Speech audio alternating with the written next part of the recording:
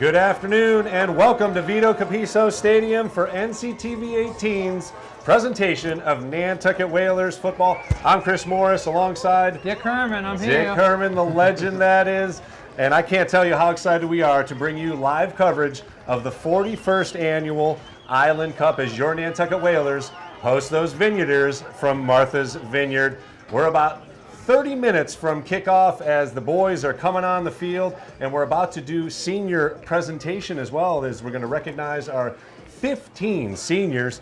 And today's pregame show is brought to you proudly by our good friends at the Dockside Inn in Martha's Vineyard. That's right, we got some folks from across the pond located along famously picturesque Oak Bluffs Harbor. The Dockside Inn is a boutique hotel. Now, you said you stayed there a little while ago. I don't know if it was a boutique hotel back then, but I remember that sort of honky-tonk. Okay, well, but I want to know how we got them to advertise our seniors. So well, we are pulled off that coup. We are actually simulcasting on Channel 14 at the Vineyard. So thanks very much. Hello to all our Vineyard fans over there. To the Dockside Inn in Martha's Vineyard for sponsoring our pregame report. And Dick, a special day here for Nantucket, for the football team, and for the island in general, as of course this represents more than just a football game. The purple and blue get together, throw away the records, throw away the rankings. It is the Island Cup, and also homecoming for Nantucket High School. So congratulations to the kids that are having some fun. They had a little bit of fun here last night as well. I heard. Yeah, the pep rally and fun stuff. We got some pictures for that coming up at halftime, and we also have the King and Queen announcement at halftime, so we look forward to that. Are you in the running for that? I am not in the running. I am a jester, maybe a joker. So, Dick, an incredible rivalry, as you have noted. You've been a part of a few of these games. Not quite the first one, though, right? Not quite the first one. Okay. The first one, in my mind, was 1960. But I did travel over to the Vineyard in 1970 there you as go. Vito Capiso's assistant, and we stayed at the then coach's house, Franny Pacheco. So, any people back in the Vineyard remember the name Franny Pacheco? Yeah, absolutely. I slept there. There you go. And of course, this game, it would not be remiss if we didn't honor Coach Capiso, obviously a legend, not just in Nantucket, but in all Massachusetts high school sports. Lost him way too early, and of course the stadium now recognizes his accomplishments. And nice to see Scott in the booth carrying on the Nantucket tradition as well. Yeah, that's great. So whether you date it back to 1953 or not, an incredible rivalry. The Whalers have a slight edge in overall record. The last time these two teams met, 2019, it was all Nantucket.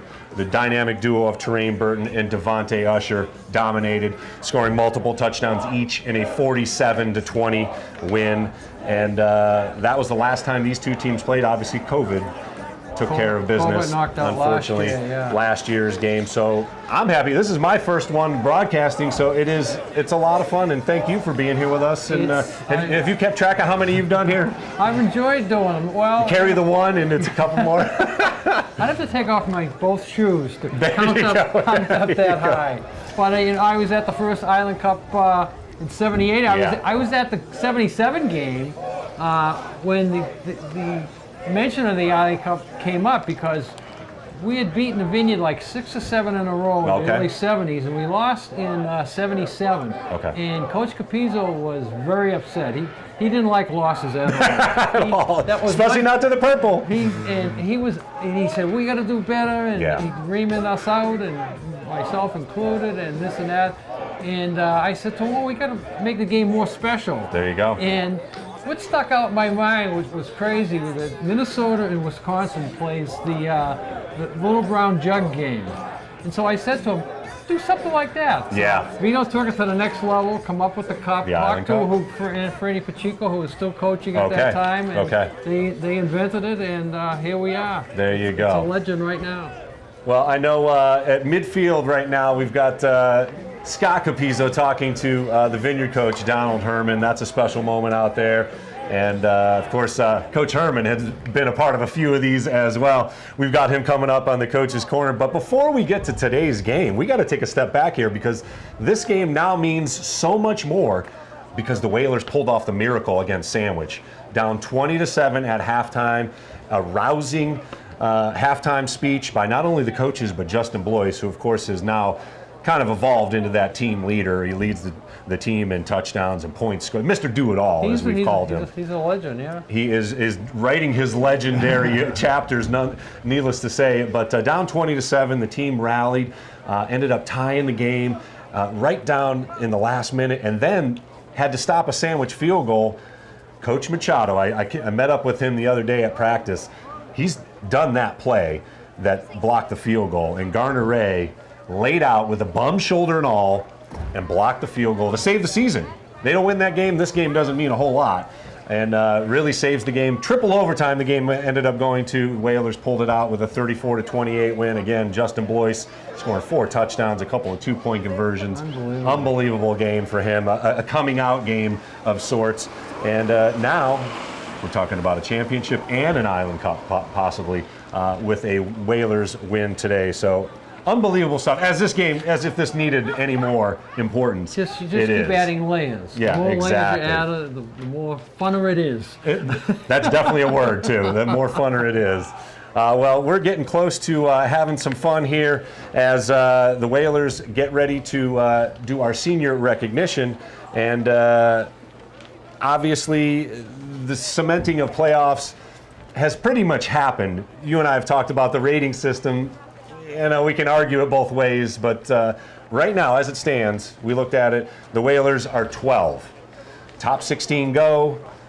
We'll see where that lands after today. Obviously, the numbers game starts to come into play a little bit. You got to get top 8 to get a home game. Right. That looks out of place. Yeah. I'm looking at it before you show me what the Globe put out today, and I'm thinking they had a possibility, but a team loses yesterday and jumps ahead of us. Yeah. So there has to be something wrong with the system when that happens. Exactly.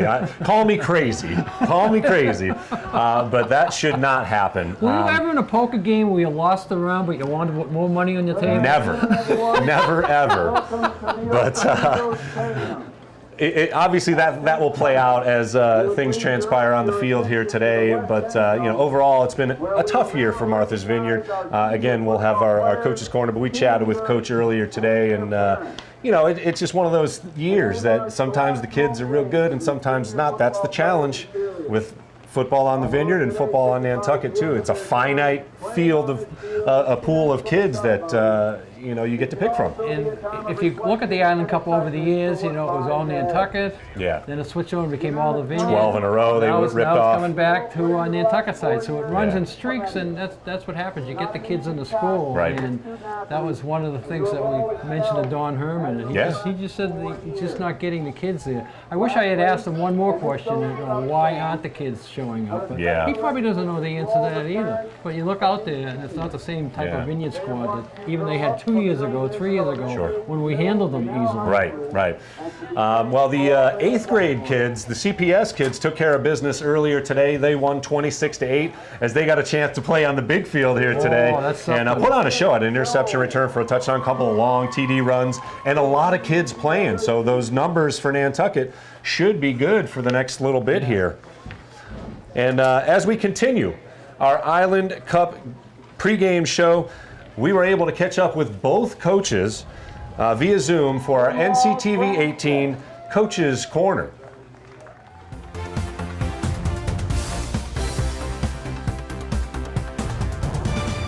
And we'd like to welcome you to NCTV 18's Coaches Corner. I, of course, am Chris Morris. Happy to have Coach Joe Perry back on the show. Coach, I congratulate you on a fantastic season thus far, and very excited. 41st annual Island Cup. Should be a raucous crowd.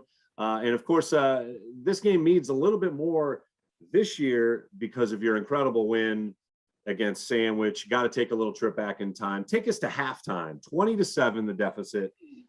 What's going through your mind? How do you get the kids to just completely 180? I mean, what a crazy second half. And of course, the triple overtime ultimate victory.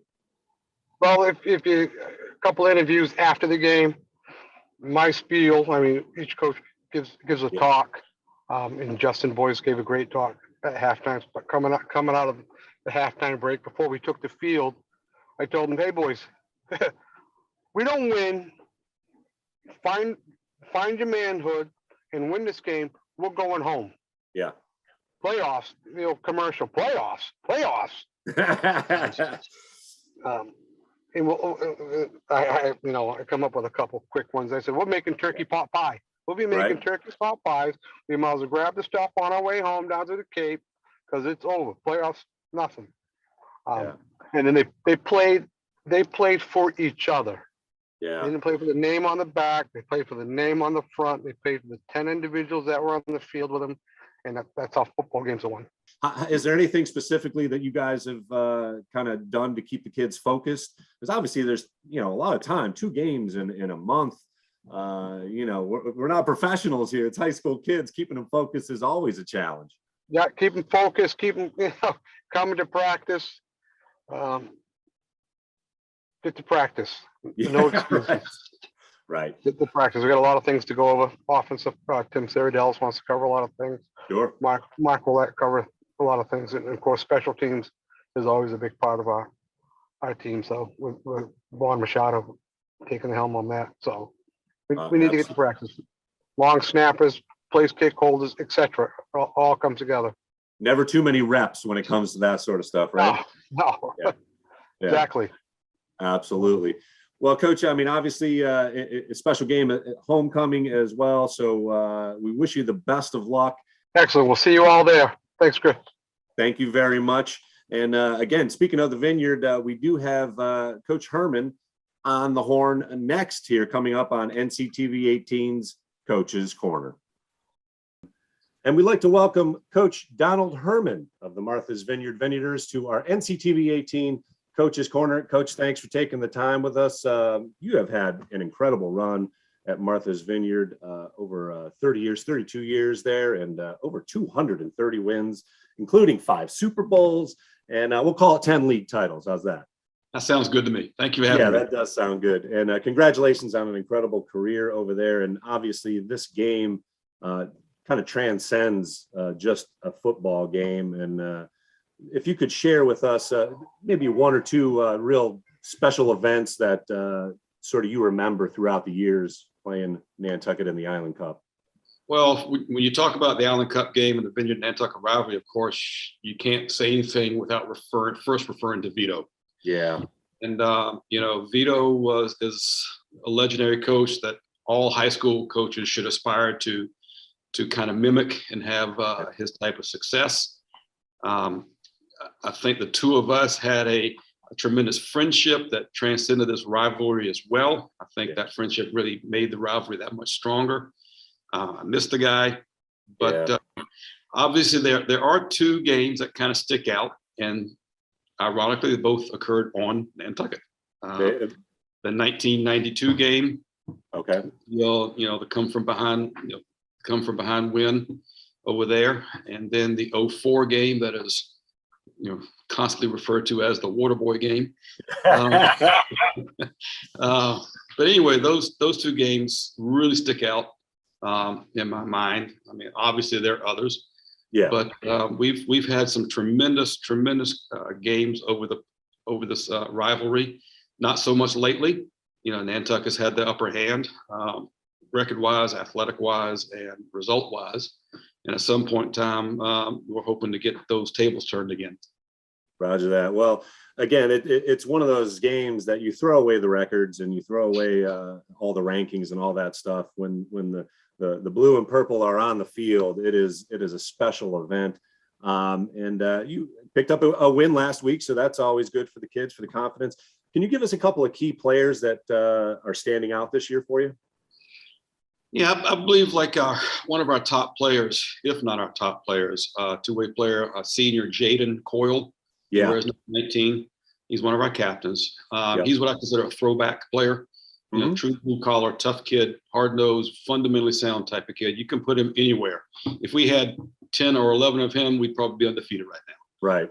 Even though he only goes about 160 pounds, he's just a tough son of a gun. He'd be number 1. We have a lineman, Caleb Hatt, another one of our seniors. Just a phenomenal kid. you know, he's the kind of kid you want your dog to bring home to meet you with. And there were a couple others. We have a junior, Harper Horn. But those are some of the kids that have had really consistent and good games for us so far. And just so you know, up in the booth with me, I have Dick Herman. So okay. He's been through a couple, 2-3 of these as well. He's seen a couple of these, as well. Tell Dick I said hello. Well, thanks again, Donald, for the time, and appreciate the efforts, and best of luck on Saturday and the rest of the season. Thank you very much. You as well. Thank you. Thank you. We'll head it back to the booth here for the 41st Annual Island Cup. And we'd like to welcome you back to live coverage of your Nantucket Whalers right here on NCTV 18. Just got done with senior recognition, and it is Justin Blois fittingly finishing up the recognition of all of our seniors, as he is the team captain, and we could just call him the best player on the team. I mean, that's a safe assumption. So today we've got to obviously exploit our speed. Certainly faster on the outside. Again, probably going to see a lot of number 1 getting the ball, and hopefully number 2 getting the ball. We'll see if they actually kick off to either one of those guys. Most teams have seen by now that you just got to stay away from them at all costs.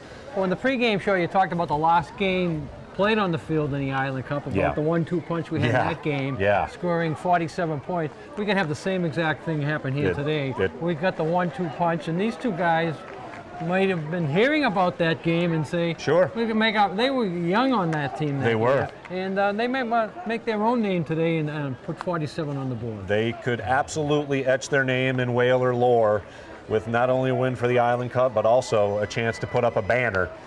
Make Travis spend a little bit of that money and get a banner up on the board. But again, just a special day for all of Nantucket. As you can see, the homecoming floats down at the end of the left side of the picture here on your frame. There is a little bit of weather, and I will say it's going to play some havoc with the kicking game, as it has. The passing game we'll have to see. A couple of those kids in the 8th grade game were throwing the ball pretty well. The field, as you can see in the middle, it's got some spots. Always eating away this time of year. Yeah. But as we've noted, the Whalers are looking to get outside those hash marks with Blois. Well, that could be the game plan. Run on the green, and we'll be home free. Find more of that green.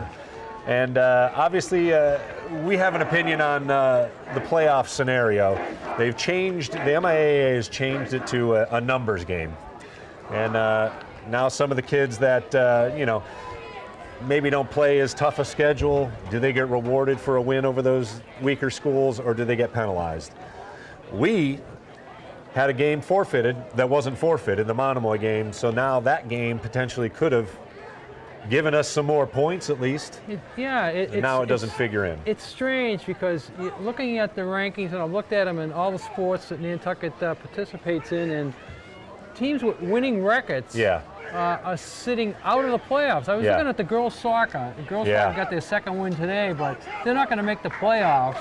But they were sitting like at 34th the other day. Right. The team sitting at 35th had a 9-3 record. How does that happen? How do you play 12 games and win 9 of them and not even have a whiff of getting near the playoffs? There's something wrong with a system like that. I think we'll have to maybe sneak over to the dockside inn and have a couple of adult beverages and discuss that. But it will play into next year's scheduling. Do you schedule more games and potentially play, a weaker team just to get a win? The smaller schools like Nantucket in Division 7 was going to say, let's schedule a Mashpee in Division up. Let's schedule sandwiches in the league, but let's schedule somebody in a 6 or a 5. But then you might turn around, and if somebody in a 6 or a 5 gets penalized this year by playing a 7, they might say to Nantucket, we can't play you because we got a team that we know can make the playoffs this year, and we don't want to influence them by playing down a division. Yeah. See, it might be hard getting games on the schedule. Yeah, and it's already a challenge because we're 30 miles out to sea We're already. an island, so we don't need any more challenges That's to right. have us scheduling games, that's for sure. Well, the Vineyarders have come onto the field. Nantucket already doing their pregame stretches as we get ready for the 41st annual Island Cup game. Again, we touched base with Coach Donald Herman earlier as well, and not the strongest squad from him. They didn't bring a JV team over, but he does have some seniors. They were able to win their homecoming game last week, so made the kids over on the other side quite happy.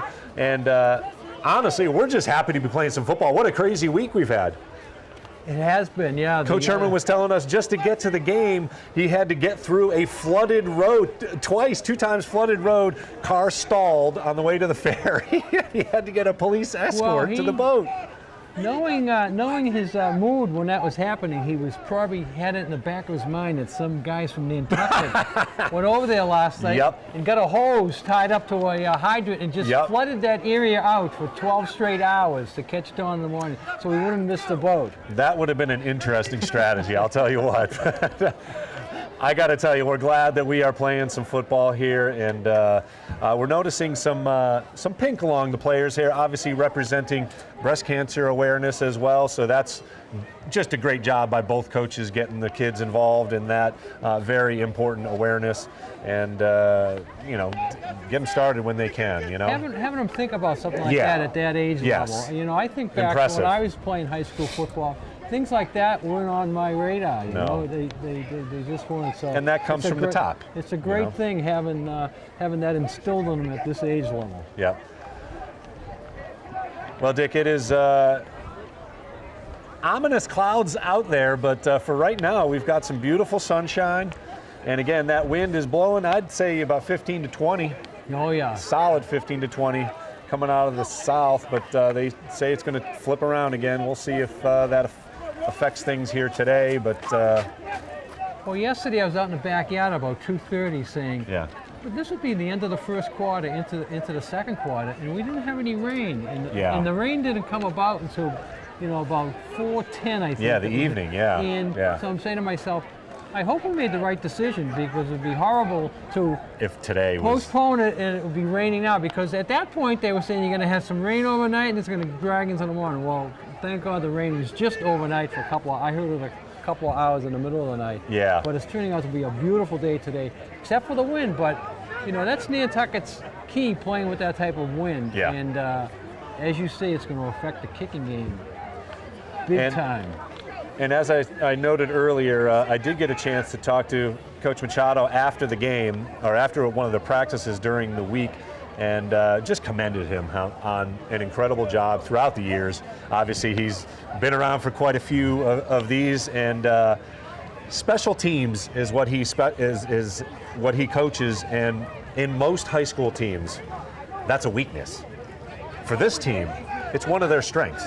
Not only in the return game, but Justin Blois kicking field goals and kicking extra points. You don't even have to worry about it. I mean, he's usually automatic, and that comes from great coaching. Great coaching. Well, I think the football coaches, and Machado being one of them, realize that there are three facets of the game. Yeah. The old time days, you thought offense, you thought defense. That was never brought up. Yeah. Sometimes you punt the ball 3 times at the end of the practice. Right. And that was the extent of it. And but now you're realizing, and I think the Patriots have some influence of that over the years. Absolutely. Coach Belichick saying he noted Coach Belichick. You have 3 facets of the game. Yeah. You have 3 facets of the game. Special teams can win you just as many games as the offense and the defense can win you. And it has on this team. Obviously, we've had a couple of punt returns, kickoff returns for touchdowns. And we'll have to see. Maybe there'll be some trickery. It is Halloween. There might be some trickery on the kicking game today. I saw a couple of things. You never know. I thought Frank would have a big bowl of candy here for us. We have some candy in there, buddy. We have some candy over there. We do have some candy. Trick or treat, Frank. Trick or treat. That's right. It is tricks and treats for sure. And again, happy Halloween to all of you folks out there. A big happenings down on Main Street coming up here shortly. 4 o'clock is the Main Street Parade, where all the kiddos and the big kiddos get dressed up and say hello to all the island businesses. It was one of my favorites down at Arno's. I had one of those baskets that had the hand in the middle, so I could scare. I thought I would scare the kids. It scared the adults way more than it scared the kids. They were like, "Give me my candy. I don't care about your hand. Get it out of there." But it was a lot of fun down on Main Street. Anything more than candy? We're giving out more pasta on the side. No. You had to come inside for that. You had to come inside 41 Main Street for that kind of stuff. But it was definitely one of our favorite moments down there. Obviously, kind of wrapping up the season towards the end of things, and one last hurrah to have a whole bunch of fun and a great parade down there too. The Chamber of Commerce and the I&M taking over the parade aspect. It's like everybody gets an award just for being in the parade. So it's super. Yeah, it's great when the town gets behind things like that there for the kids. I'm glad the town got behind the Booster Club, though. With the shack absolutely. Today. It is nice to see a little smoke arising from down the way there, and they are cooking up some grub. We might be able to get a hot dog here today. A long time coming. I know.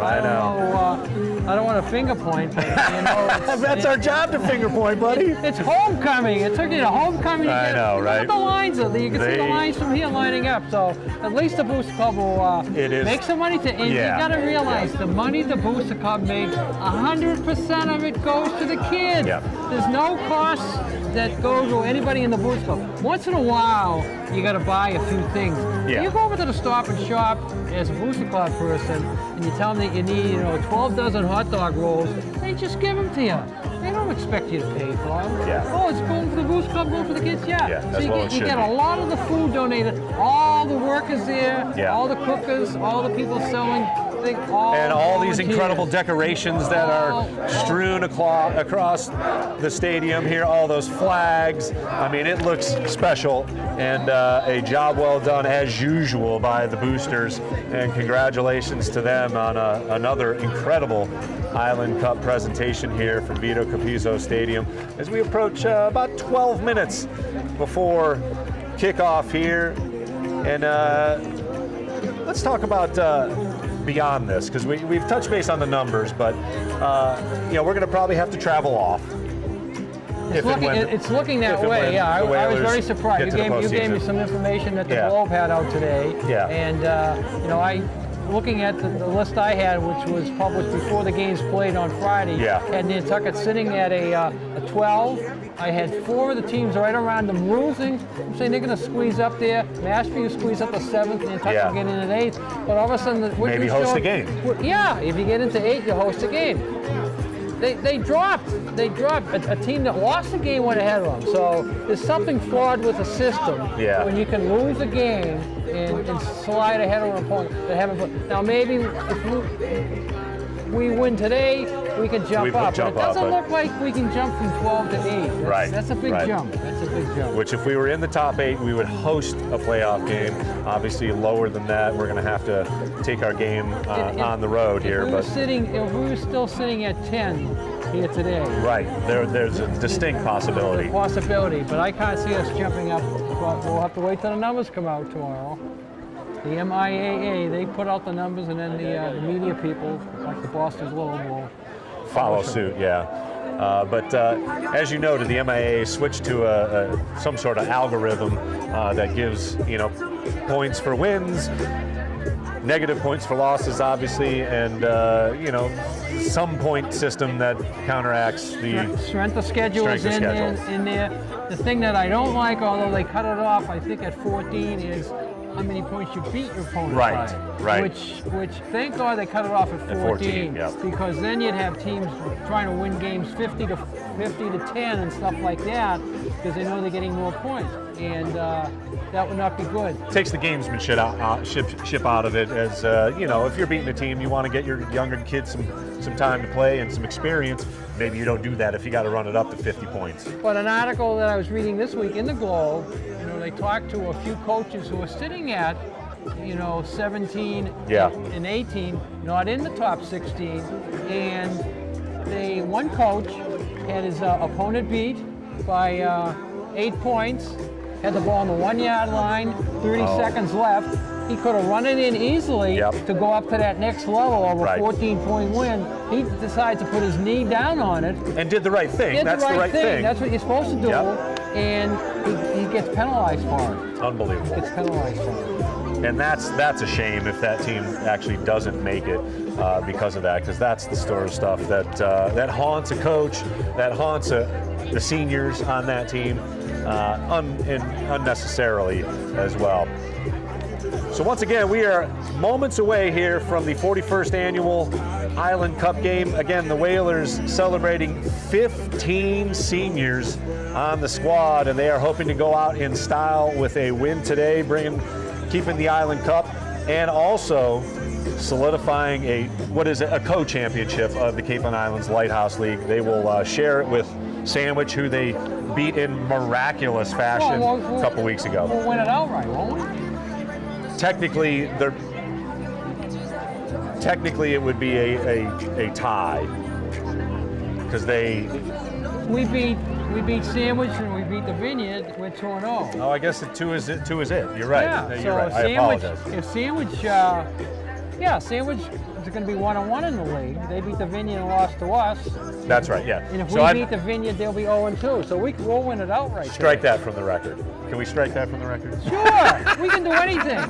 We can do anything as long as Frank's not listening. Oh no, the eye in the sky is always listening, baby. And speaking of which, we've got some beautiful pictures from up top, as it is Gray Lady Aerials providing the drone shots from up above. Unbelievable stuff. Preston Harriman, thanks very much for jumping on the team here and bringing us special viewpoints from up above for our Island Cup game. Well, I'm going to go on the record. This is as high as I go up. You're not going to send me up any higher than That's quite all right, Dick. You are quite comfortable right where you are, baby. I'm not like Schaffner wanting to go to the moon. I'll go to the second, maybe the third floor. We may have to go to HR for that. I don't know. We'll see. Well, we are having a little bit of fun. Hopefully some fun happening here on the field here very shortly as we approach kickoff here at Vito Capizzo Stadium for the Island Cup. As noted, the CPS team took care of business. 26-8 was the final score. Again, a couple of big plays, and we'll see those kids on this field here very shortly. Nice to have as many kids going out for football as we have. Over 30 kids on that CPS team. I think it was the most ever. And we can see the Vineyard team that played against them here right in front of us. They are, yeah. Some snacks from the Booster Club and their parents that probably came over with them. They're munching down as a teenager would do. Yeah, a nice conglomerate of Vineyarders that made the trip over with all the teams. I heard, well, it could have changing the day, but I heard talking with Travis on Wednesday that they had 800 people on the boat. That's great. 200 athletes and 600 parents and fans and followers. But I'm always intrigued, and whenever I've traveled, there's always somebody on the boat when we were going over there that wasn't going over to the game. One year we had 4 golfers get on the boat in the morning. And I just said, they had no idea what they were getting on the boat for. Oh no, they knew that the boat was going to go to the Vineyard and come back. They're going to have enough time to play 18. Sure. So they got themselves a tee time at the course. They wanted to play over in the Vineyard. There you go. So there you go. Some other people will take a week when the boat travels from here. They'll have at least 50 cars. So parents and fans will buy, and some of them will just ride around it, take a tour of the island. Sure. And if they don't have a kid playing, or they're not a true fan that wants to see every single play, they might just get back to the field, second or third second half, But they'll stop, have lunch, view the island, and they get home at night. There you go. Get off the boat at night and go to their house. So not a bad day trip, really. Not a bad day trip. So I'm always intrigued, and I'm wondering if some of the people from the Vineyard came today and they're riding around checking out Sconset right now, or downtown at the Rosa Crown. Could happen, and hopefully they're watching us here on NCTV 18. Otherwise, if you are still back at Martha's Vineyard, you're checking us out on Channel 14 as we are simulcast live via Channel 14 on the Vineyard as well. So lots of fun. So I can check that off as another number I've worked at. There is. 14, I can add that one. I've worked at 18 naturally here today. Yep. Now I'm 14. I've been at 99. Yep. I've been at 17. 3. Been at 3, and I did a little bit with Plum. I forget what number they were. Yeah. What number were they? I think they were 8. Somewhere in there, yeah. We could go with 8 because no one's going to argue otherwise. I don't think there's any Plum TV people left. No, they moved it all out to Aspen, so they're out in Colorado still. That was a funny situation because they had oodles and oodles of money, and they just threw it at it and did it for 3 or 4 years, and then all of a sudden they were gone. Yeah. A write-off, I think they call it. They call it something, that's for sure. They say a lot of things, and hopefully today they will say Whalers win. Whalers win. So the officials are moving things right along, so I think we're going to have a 2 o'clock kickoff. I'm always a little bit nervous on homecoming because you get festivities going. Yep. And Don Herman, who we talked to, he is an artist at making a delay, especially when you play over there. I'll never forget when, this was back in the early 2000s, while Coach Capizzo was still coaching, Sure. May he rest in peace, he was still Yes, alive sir. actually. Don Herman decided to have the game football land via somebody jumping out of a plane, carrying it down with the game ball. The game ball. If you could have heard the words coming out of Vito's mouth as we're waiting for this guy to parachute in with the game ball, Vito is saying, dum dum dum dum dum. All words that we can't say right exactly. now. Here's my game ball. Let's get the game started. Right. But Don Herman would delay things like that. He was an artist at it. Alrighty, looks like we're going to get the coin toss here. Captains are at midfield. And again, the wind will come into play here strategy-wise. What? Actions between opposing players or coaches. This includes taunting, baiting, berating opponents, trash talking, or actions with ridicule or cause embarrassment. If such comments are heard, the penalty will be assessed immediately by expulsion of the player or players. We have instructed not to issue warnings. It's your responsibility to remind your team of this policy. I'm looking at all of you as leaders of your teams. Conduct yourselves, conduct your teammates in a great manner, okay? Honoring this game. Tremendous game. You guys are lucky to be playing in it. I don't think you know that. Okay? So, we're going to talk to the Vineyard. Which name? Jayden. The head, the tail. State championship point. Heads, tail. Which name? Dustin. Okay. One other thing, guys, we're playing the flags. No planting the flag. Doesn't remind me, I'm not happy. Okay. He's going to call. What do you call? He's called heads. Heads called. It's tails.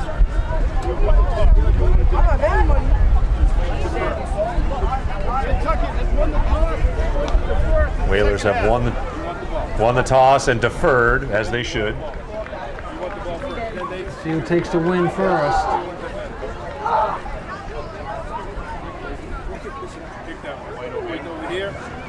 So they are going to kick with the wind as Justin Boyce points down the field. Martha's Vineyard will begin the game with the ball, and we are moments away here from kickoff. And Dick, we are excited.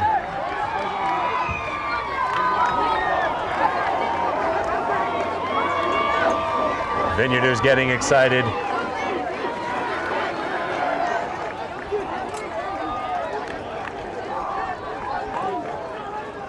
And the Whales are lining up on the field. They're ready to make their entrance. Always warm up first on the field, then go back up, and then make a grand entrance. A grand entrance indeed. Just before game time to get all the fans in the stands. We talked about it being down a little bit. They're filling in, and they'll keep filling in, I believe, for the next half hour, 45 minutes. Yeah, it's like a Lakers game. They show up in the middle of the first quarter.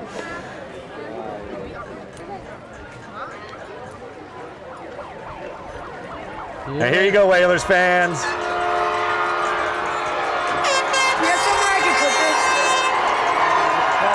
The boys are running on the field.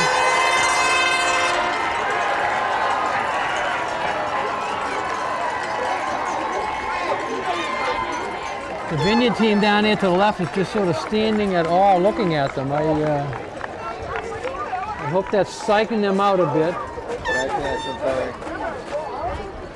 Well, that is a fitting way to conclude our pregame show here on NCTV 18, as we are mere moments away from the kickoff to the 41st Annual Island Cup.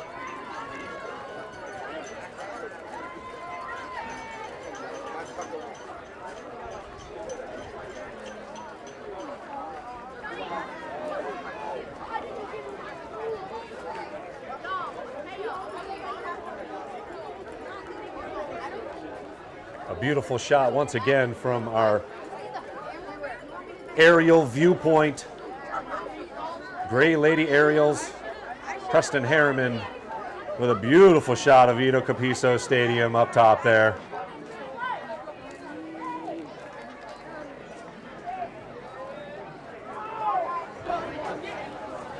As we await the singing of the national anthem here. And kickoff is shortly therein. Student section full as usual, making some noise. Good afternoon and welcome to Burnham Dell Field at Vito Capiso Stadium. For your team two, Nantucket Whalers will take on the 1-4 Vineyarders from Martha's Vineyard Regional High School. Today marks the 41st playing of the annual Island Cup football game. The winner of today's game will keep the always treasury coveted Island Cup for next year. As always, Nantucket High School would like to remind all who are present today that they are expected to... Whalers lining up here on midfield. The fire truck at the far end of the field has the American flag flying high. At this time, we ask everyone to please rise and remove your hats. First singing of our national anthem. Today's national anthem will be sung by Nantucket High School juniors, Natalie Rex and Julia Mark. Another duet for our national anthem.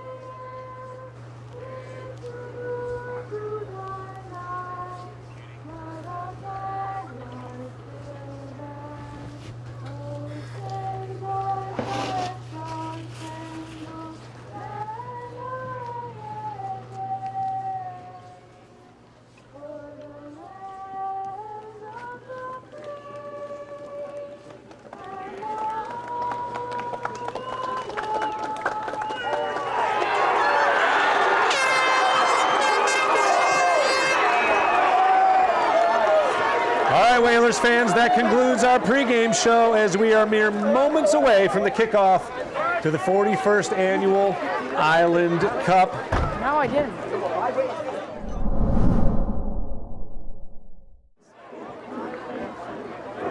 Whalers fans, are you ready?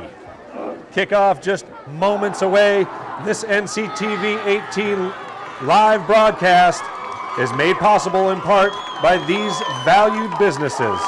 As a proud sponsor of Whaler football, they promote the visual media arts on Nantucket Community Television Station NCTV 18. And here we go, Dick. It didn't get any better than this. I still get goosebumps when they play the national anthem before a sporting event. It just doesn't matter what it is, where it is, when it is. Yep. Something special about it. Absolutely. It's good to be living in this country. Unbelievable. And as noted, it is a beautiful, shiny Island Cup. I saw the picture of one of the school attendants getting it all shined up for us. And we're hoping the Whalers get to etch another victory at the bottom of that in the 41st edition of the Island Cup. Right now it's hidden over there. That's right. And if one team is well enough ahead, as you get into the fourth quarter, all of a sudden it starts sneaking out. over. Hopefully it stays on that side of the field and we see it long range. We don't want them sneaking it over. That's right, that's right. Justin Blois about to kick off here, folks. Once again, Whalers fans, are you ready? We are. We are, and Nantucket's got the win, so this should be a nice kick. Nice end-over-end kick, fielded at about the 3 or 4 yard line. Across the 10 and nowhere to go. Great coverage by the Whalers. I think Dick, and a little bit of extracurriculars already as a flag flies. Could be maybe some taunting. A little taunting there, yeah. I was just about to say the Whalers are going to have to control their excitement here. Obviously, this is a huge game, and they know it. Got to control the emotions. Got to bring it in. So an extra 15 yards immediately. I had to tackle by 31, but I don't see him on my roster. So we apologize for not being given the name. We'll try to find out who 31 I think it might have been 11. I think it was Almonte. Almonte 11. With the we'll tackle. Him. But right away, a penalty. Not the way Coach Perry wrote it up in the book. Well, if you're going to get a penalty like that, it's a good time to get it out of the way. That's true. That is true. So 1st and 10. The Vineyard takes over, starts their first possession at about the 28-yard line. Just a fullback in the backfield. And it'll be a handoff inside, squeaking ahead, finding a seam inside the middle to about the 32-yard line. Yeah, Vineyard will take was that. Number 19, Jayden Coyle. He is one of the senior captains. And of course, our first quarter's coverage is brought to you by Mac Davis Flooring, with showrooms right here on Old South Road and on 832 Main Street in Osterville. Mac Davis always delivering highest quality flooring and great service, and a former Whaler football player as well. Mac Davis got the only touchdown in a Whaler game back in his day, and Nantucket won the game. There you go. 7-6. There you go. The extra point, I think, was kicked by Rich Craddock. 2nd and 6 for the Vineyarders. Another pitchback, trying to catch the corner, and he will do so. Looks like maybe just short of the first down. However, Garner Ray in on the tackle. Number 18, another one of those seniors for the Whalers. Don Herman was trying to give him the spot. The official didn't buy into it. Got to work it when you can work it, baby, right? Right in front of him, he was pointing. It got across that line, but the official said, no, Donald, no. 3rd and 1 for the Vineyarders on their opening drive. I'm almost thinking they're in 4-down territory here. Already? With this wind Yeah. and what the importance of this game is, but let's see what happens here. Yeah. It's 3rd and less than a yard. The quarterback is waiting for the signal from the... Bunched up in the middle. And again, another quick pitch. But it is snuffed out, and they will not get the first down. Oh, my goodness, another penalty flag. As looked like maybe a little gang tackling extracurriculars happening, but we'll see. You know what Don Herman is doing? He is taking the time out of the game. Watch Shortening him. that game, huh? He is signaling his quarterback when to call the. So he's going to use his whole 40 seconds. Sure. Here. Watch him just before watch the quarterback look over him, and then Don Herman will point to him, and then the quarterback calls the play. So he's going to Shorten that game. Shorten the game Yeah. as much as possible. Keep the clock running. Especially when he has the ball, because he knows that the dynamic duo of Blois and Bowden can explode and exploit that Well, now you speed don't want, at any time. now you don't want penalty on top of penalty. That gives them a first down. So penalties are giving them technically 2 first downs. They get the 15 on the kickoff, which moved it up 15. Now they get a first down here. And I was saying they were going to go for it if they didn't get it, but then he got pushed back. Yeah. He might have not went for it, 'cause it No. might have been a 4th and 2. Yeah. So 1st and 10 for the Now watch Vineyarders at 42. Watch Dorn Yard send line. that quarterback. He gave him the 5-second thing. Yeah. And another pitch back. Breaking tackles and finding the edge. He's in open field. It's a race. And he will be caught, but inside the 10-yard line. Iago Goncalves, another one of those senior running backs, finds a seam and breaks one free after the penalty gives them a first down. Yeah, he somehow got outside there. You seen a break off at the tackle end. It must have been a good block there. Once he got out there, you had Nantucket chasing, and A lot of green. you had a lot of green, and Ian Williams, 55, finally ran down. It's not too often you can get a 55 Yeah, run a big down, guy. run down a 24. Chasing down a running back. But thank goodness he did. Let's see if the Whalers can stiffen up here. 9:25 to go. We have no score thus far, but the Vineyarders are knocking on the doorstep here. Another handoff inside, and that one is stuffed immediately. Got maybe back to the line of scrimmage. It'll be 2nd and goal at the 8-yard line. Bruins on the stop for the Whalers. It's not a situation where you think they'd be throwing here. Dominant running team, but you Yeah. have to throw the ball that far, so you don't rule it out. On a second, if you're going to throw, you This might is want the to down throw to on, do it, on yeah. 2nd down. So you still have 3rd down and 4th down, of course, if they choose to go for it inside the 10-yard line. Once again, it'll be Atlas Zach. It's the same play they almost scored on before. And almost punching it in, getting down to about the 2-yard line, maybe even the 1. Is Goncalves Dezoda on the stop for the Whalers. bringing up that 3rd down and goal. Let's see if the Whalers can stiffen up here. They're going to have to stop them twice here. At the 2-yard line, you got to think Coach Herman's going to go for it here to try and get that touchdown and take a lead here as soon as he can. And again, the clock continuing to run, 8:14 and counting in the first quarter here. And we can chat about the 12-minute quarters too, because that is another new wrinkle. New wrinkle, Instead yeah. of 10-minute quarters, the boys are going to have to play a little extra. Are we going to go to 15-minute quarters? I don't know, maybe. For the playoffs? We're going to take a bus ride for 2.5 hours and play 15-minute There you go, 3rd and goal for the Vineyarders. Same play. Same play, and it'll be Goncalves basically walking into the end zone as the Vineyard takes an early lead here. Well, Vineyard has certainly found a seam that they like to run there, because they've run that play successfully 4 times. 4 times. Once for the big chunky yards, once to get them near the goal line, then he went into the end zone basically standing. Nobody got a body on him. So a penalty-aided drive that finishes off with a Whalers touchdown. Goncalves able to put it in, and it is Halloween. Here's a little trickery. This is called the swinging gate. They always do this in the extra point. They could snap it now, but most of the time they bring the team back in to snap it. Right on to the extra point attempt. If Nantucket doesn't defend it, then they run a play out of it. And Nantucket's defending it, so they're going to kick it. Gabe Brito attempting the extra point. Kick is up and good. And a whistle. Yeah, it was like right at the snap, but it apparently didn't mean I don't know anything. what the whistle was for. It looked like they were calling something, but Well, we have got a 7-0 Vineyard lead here. 7:43 to play in the first quarter. well, that surprised me. That is a little surprising to the entire fan base here. I got a hunch. But Coach Herman strutting down the sideline with a 7-0 lead.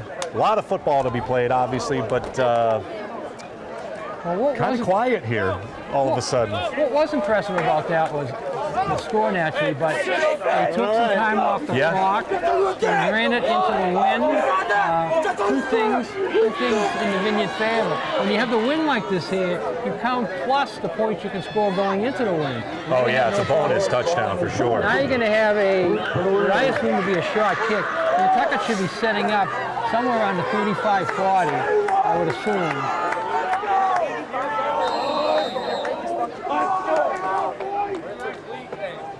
And it'll be Goncalves who scored the touchdown, kicking off here for the Vineyard. He's got it teed up pretty weirdly. Just see a watermelon kick. Just a squib kick. They're not going to put anything up in the air. They're going to keep it low. He wants to get it about 20, 25 yards and then start bouncing around. Yeah, right. And on the ground it goes. He does it. That's what he wanted. It'll bounce up and be returned. He just crossed the 30-yard line, as it was Mackay Bodden, who could break things, but good coverage by the Vineyard. They did what they want. Nantucket should have had that around 35-40, so they made about 3 yards on it. They kept it low, got the one bounce. If they took one more bounce and got away from Bodden, and then everybody would have been scrambling. So 1st and 10 for the Whalers on their first drive, starting at the 33-yard line.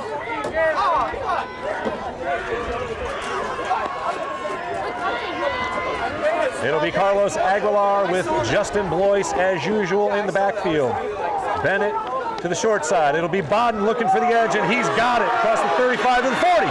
45 cuts inside to the 49-yard line. Great start to things for the Whalers. 15-yard pickup. As Bodden rips off 15 on his first carry. Chains will move. Right up. And Aguilar brings the play in. Almost across midfield here. So Nantucket wants to answer and answer in a hurry. Get this game tied up. And it'll be Blois split out to the far side behind Aguilar. 3 wide receivers, and it's a quick pass to Blois. He catches the edge, he could go! 40, 35, 30, forget about it! Not gonna catch him! Justin Blois for a Whalers touchdown! Now that goes as a running touchdown because it was a backward pass. It was not a touchdown pass. It's a running play. So give him a 51-yard 51-yard rushing touchdown. The scary thing about that play is if you don't catch it, it's a live it's ball. a live ball. Fortunately, Justin catches it and makes it look too easy. Way too easy, and that's what Coach Herman was scared of, is that outside speed. If I caught that, I'd probably be about the 35 right now. Exactly. But you're earning your keep right up here in the booth. With a call like that, the backwards pass is actually a running play. And of course, Mr. Do-It-All, Justin Blois, in to attempt the extra point. I mean, he could kick this over the school buses over there. And a flag down already. Maybe too many players on the field here, which could make things interesting. It's against the Vineyard, it looks like. Well, if it's against the Vineyard, Nantucket, maybe they'll go for it now. Well, they could go for it, but if they don't go for it, they shouldn't even move the ball because they're so used to practicing from that spot. Oh, right. But so now they move it to the center of the hash marks as Justin Blois looks to tie it up here. 6:55 to play. The Whalers just blasted one home on a 51-yard touchdown run by Justin Blois. A 2-play, 67-yard drive? Yeah. 2 plays is all it took. Low snap handled, and it's Blois ups. The kick is good. Went all the way into the bushes over the soccer net there. 7-7 our score just like that. 6:55 to play in the first quarter. You should get extra points if you kick it over and into the soccer net. I mean, call come on. it a 2-point kick. So a lot of excitement here. 6:55 to go. We haven't even played half of the first period. Here we've had 2 scores. So at that rate, we're going to have a 56 to 56 game. But I think it's going to slow down a bit. But the fans that came late have missed some fun. They have missed some fun. The stands are pretty full over there. And, singing one of my favorite songs, On Nantucket. There you go, baby. Now, Dick, explain to our viewers, how many years did you teach, and then how many years did you actually coach? I taught for 35 years. There you go. Middle school math. Yep.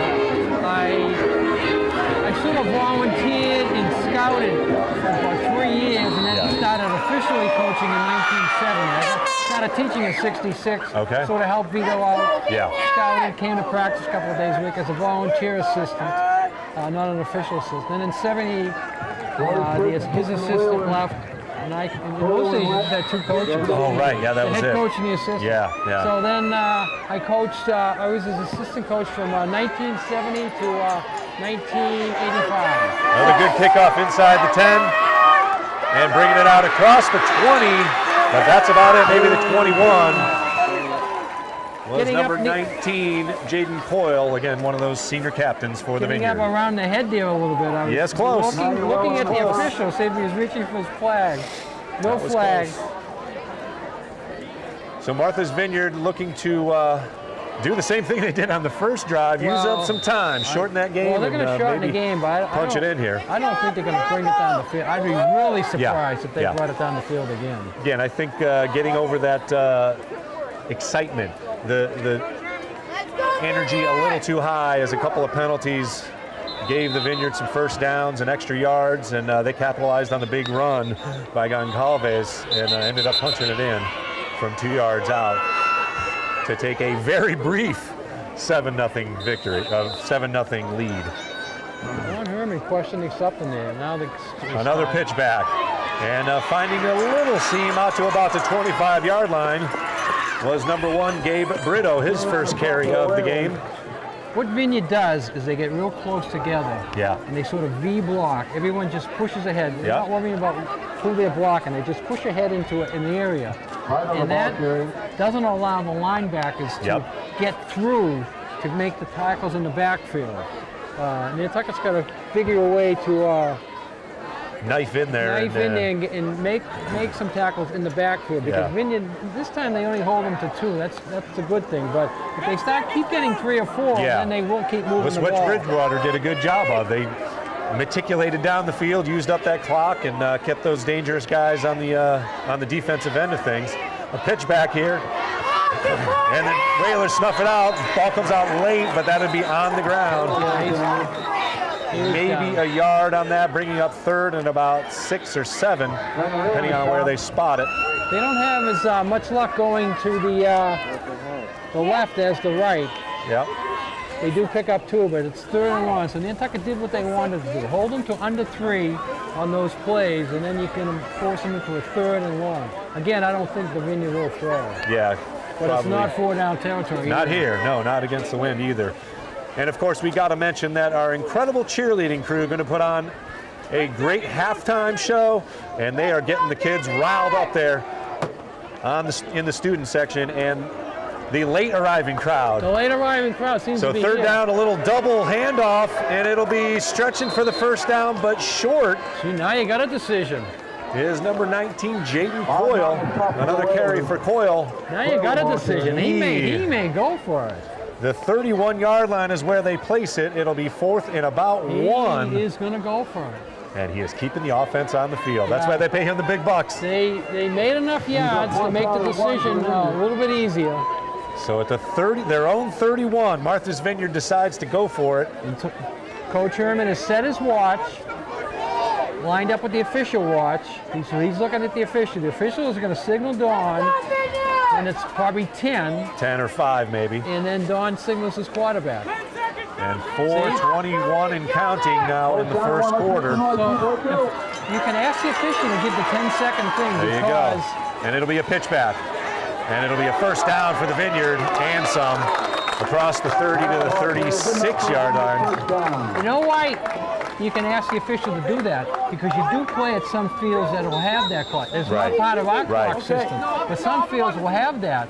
So Don Herman wants that advantage today of knowing exactly the time to the snap. So he has asked this official to give him the 10 seconds. Let's see if he does it on every down. And of course, Coach Herman, 32 years running the show for the Vineyarders. He is wise, for sure. He is doing it. Look at it. I love it. Let's see if we can get our clock involved. So we approach 3:40 and counting here in the first quarter. 7-7 the score. 1st and 10. Vineyard with their second possession at the 36-yard line. Again, motion behind.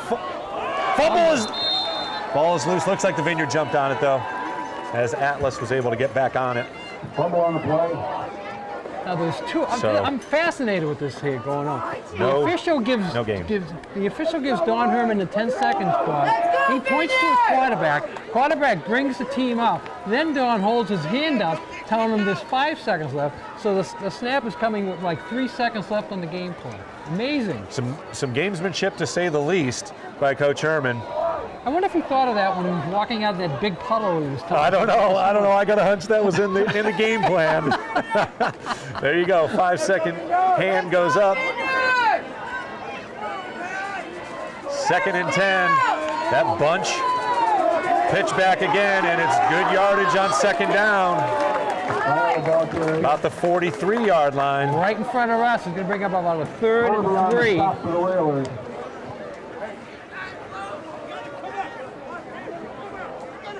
Another good run by Gabe Brito for the Vineyarders, and the Whalers are going to have to stiffen up here.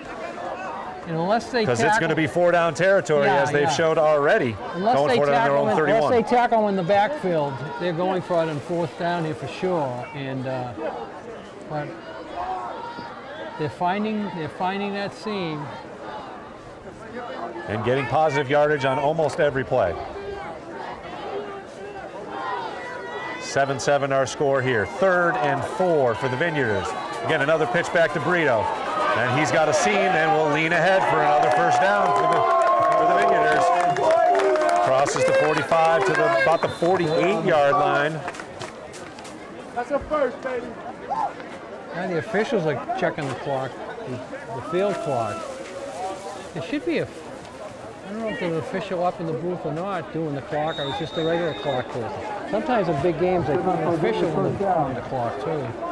But the game time is always on the field anyways. The official game time. The official game time. We are just about 2 minutes to play here in the 1st quarter. We have a 7-7 tie. The Vineyard on a breakout run from Gonzalez.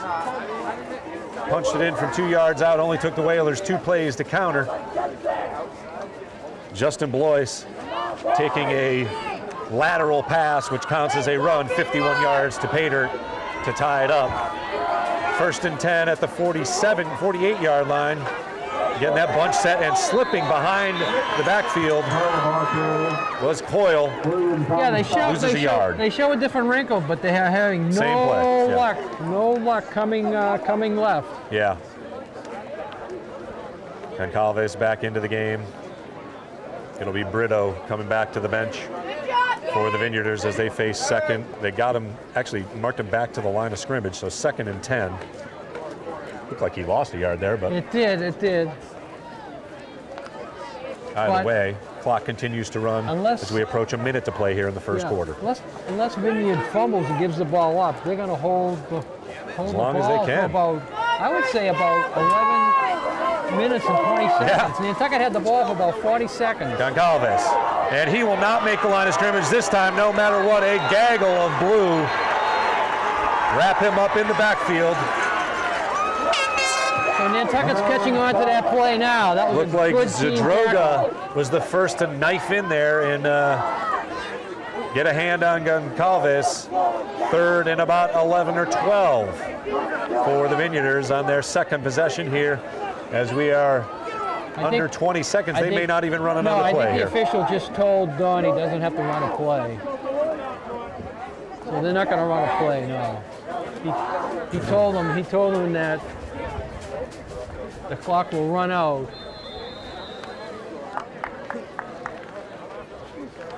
I think Nantucket calls a timeout. There we go. We have reached the end of the 1st quarter of play here at Vito Capizzo Stadium. With the score, your Nantucket Whalers 7, the Martha's Vineyard Vineyarders 7.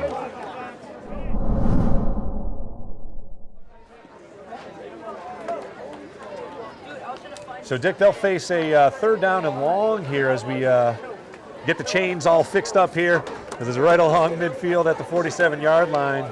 But the first time, as you said, the Whalers figured that little pitch back out and were able to get into the backfield and make a stop behind the line of scrimmage.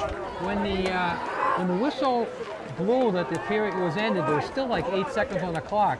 I'm thinking Nantucket might have been calling a timeout. I'm thinking they should have called a timeout when there was like 25 seconds there. A, now you give the Vineyard a third down with the wind at the back. And B, you give them the wind at the back if they're going to punt it on 4th down. You could have used a couple of your timeouts there, stopped them, made them either throw into the wind or kick into the wind. So the intricacies of the wind in the game being explained to us by the legend that is Dick Herman and Coach Herman down there as well, talking to the officials. I wonder, you just got to wonder what he's chatting about now. Never-ending gamesmanship. I think he's asking, where'd you buy that watch? Right? That's a nice one. Is that a Psycho?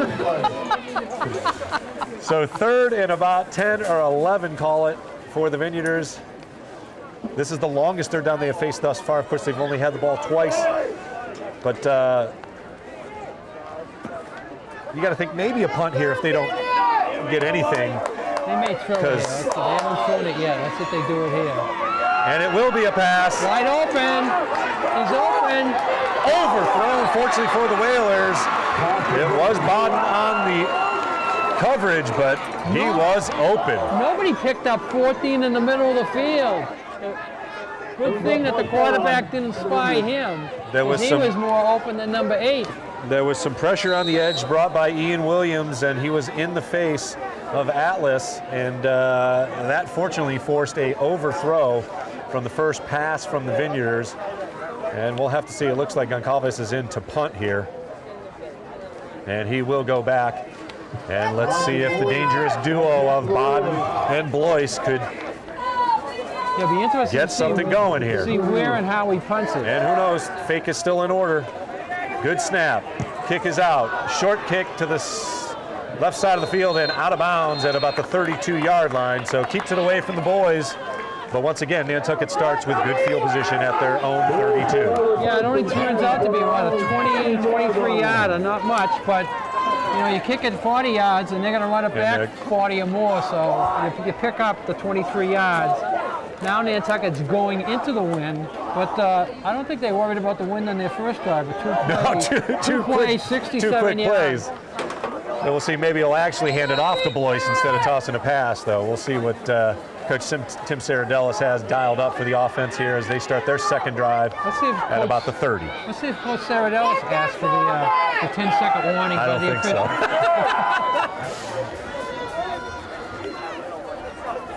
Motion in front of Aguilar, and he'll give it to Caden Shea, trying the short side of the field. He's got the 45 across to the 40, a 35 to the 40, and depending on where they spot it, this could be a first down run. First down run by Shea. That's a good wrinkle there, getting somebody extra for the Vineyard to think about. Another one of our incredible seniors, 15 seniors on Coach Perry's team this year, and man, they have shown their leadership through a bit of an up and down season, a couple of losses that maybe they thought they could win both of those games. Yeah, they must look at that West Bridgewater game. One penalty away on that game. It'll be 1st and 10, and it'll be keeper and Aguilar sprinting up the middle of the field for another Whalers first down. That's about a 12 or 13 yard carry. First down. It almost looked like that was mistimed, but Aguilar made something out of nothing there. Another Whalers first down. I think you're right on with that. I think you're right on with that. That was a broken play. Right? Well, we'll take that kind of a broken play all day, baby. 10:50 to play here in the first half. 7-7 our score. Whalers on the move. 3 plays, 3 first downs on their second possession. It only took them 2 plays to score in their first possession. So they've had 5 plays and 5 first downs. You get credited for the first down when you score for more than 10 That's yards true, out. yeah. Blois in motion in front. Again, it's that double handoff, and it's rumbling close to a first down. Another run for Shea. Only 8 yards on that one, though, so no first down. That'll hurt your average. That'll hurt your average. 4 for the Whalers. Geez, I'm watching these people walk by with Greasy burgers. Oh, yeah. We've got The Booster Club over there, got the stoves going and the people are buying. And it smells good. second and call it a long two for the Whalers inside Vineyard territory at the 38. It'll be Bodden, and he is tackled behind the line. Two Vineyard attackers able to break free and cause a huge loss all the way back to the 44-yard line, actually. But that brings up another third and long now. First negative play of the day. Look for Nantucket to put the ball in the air now. So now you're going to test throwing into the wind. You're going to throw it down the field. You're going to throw it at least 9 yards. Yep. Unless you do a little backwards pass again and run it. That works. Takes too. the wind out of it. That works too. So the first test for the Whalers, their first third down, third and about 9. And it'll be a motion in front. Blois getting the handoff, looking for an alley. He's got an alley, slipping in the middle of the field, however. We talked about that early. You got to get to that green. Yeah, he didn't get to the green there. He was heading for the green and decided that the other side of the field would be better. But to get to the other green, you got to go through the muck. So first real decision for Coach Perry on offense as he faces a 4th and 7. He's not going to kick it. 8:35 to play here in the first half. He ain't going to kick it. And it'll be Aguilar bringing in the play. You can't even work the cadence to get them offside because it doesn't give you a first down. So they're either going to throw it or sweep it again. 4th and 6 officially. And again, Blois in the backfield. Aguilar awaiting the snap. He's back to pass. High pass, no chance. That was intended for Bodden, but it will be the Vineyard holding on defense and taking over in good field position at the Whalers at their own 40-yard line. So there we see the first effect of the wind. A, they don't want to kick it. Well, they're in a decent field position area, but A, they don't want to kick it into the wind. So they throw the ball, and it really takes off high. You don't know if that was the wind or that was the pressure. But as you said, Vineyard takes over here with decent field position. 8:03 to play officially here in the second quarter. 7-7 our score. And it'll be the Vineyard taking over the ball for the third time.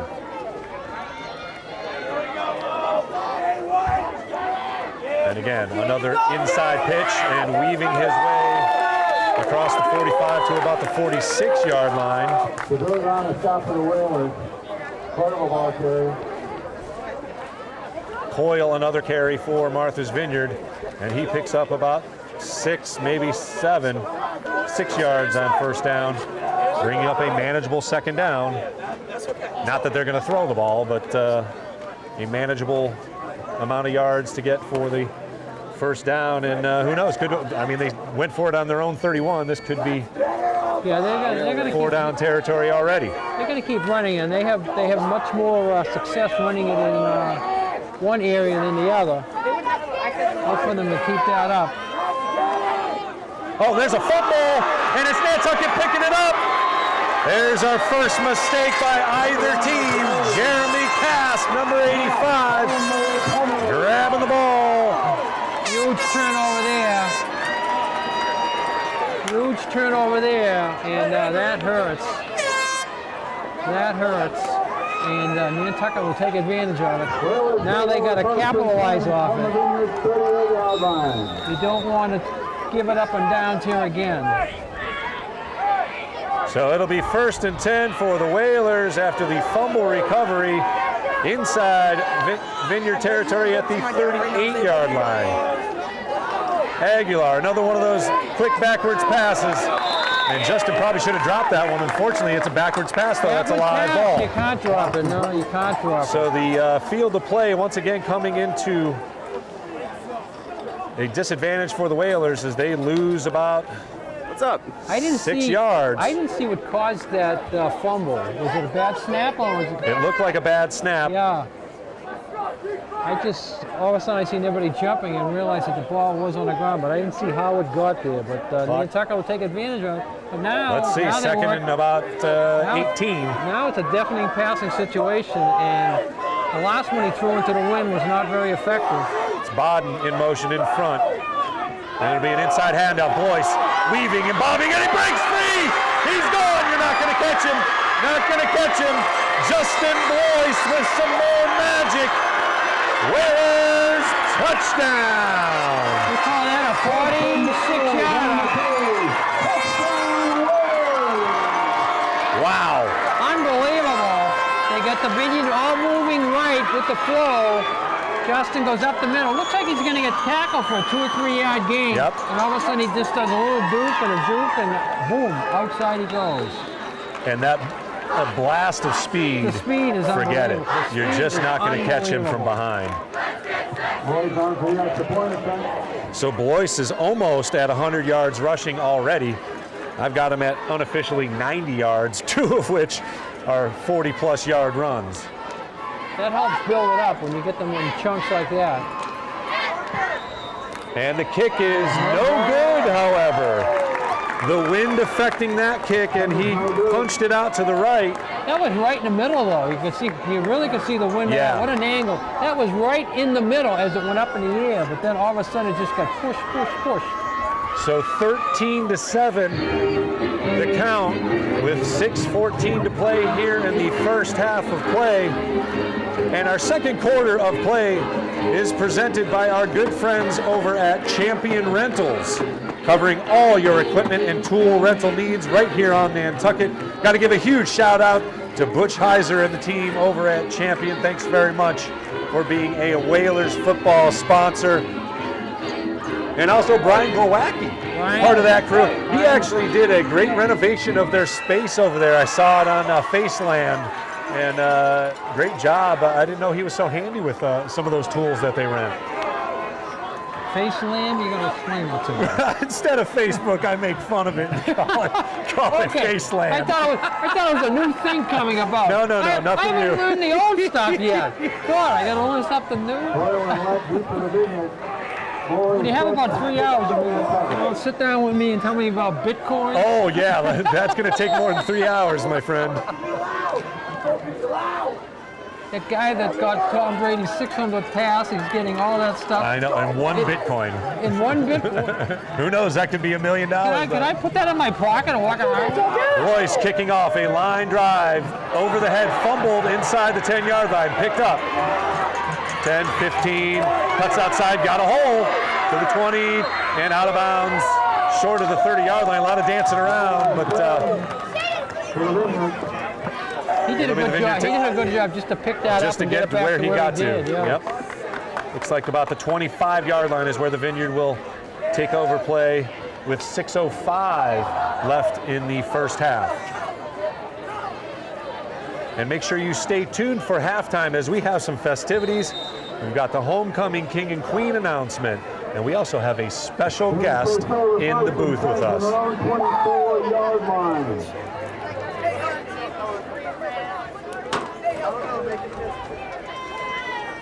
Some Vineyard fans down here talking to us. First and 10 for the Vineyarders at the 25-yard line. Again, another inside pitch. Few yards ahead to the 31-yard line.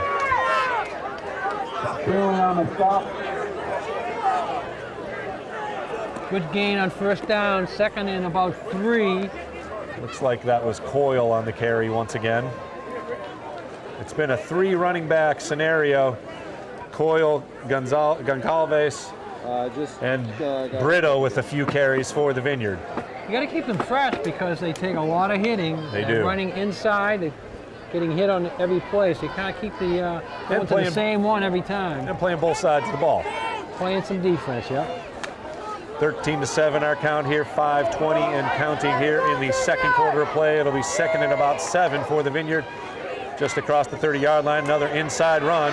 And it is the Whalers stuffing that one in the backfield. It's a loss. It's going to bring up 3rd and long.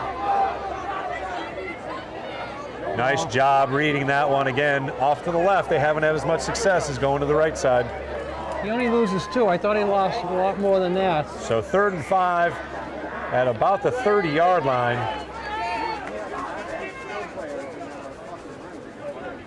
Again, you got to think a hold here They got a punt. They got a punt, yeah. You got the wind at your back, and you're not in a good part of the field to go for it. This may maybe one of those pass attempts as well. They've only tried one pass.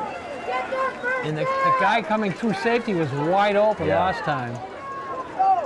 Atlas handing it off, trying to get the edge and unable to do so. It'll bring up another 4th down. Tackled in bounds, and the clock continues to run. But it'll be 4th and about 3. Yeah, it's just not enough. He got it up to 4th and 1. He might have thought about it. Yeah, maybe. 4:05 to go here. Clock is stopped for something. I don't know why.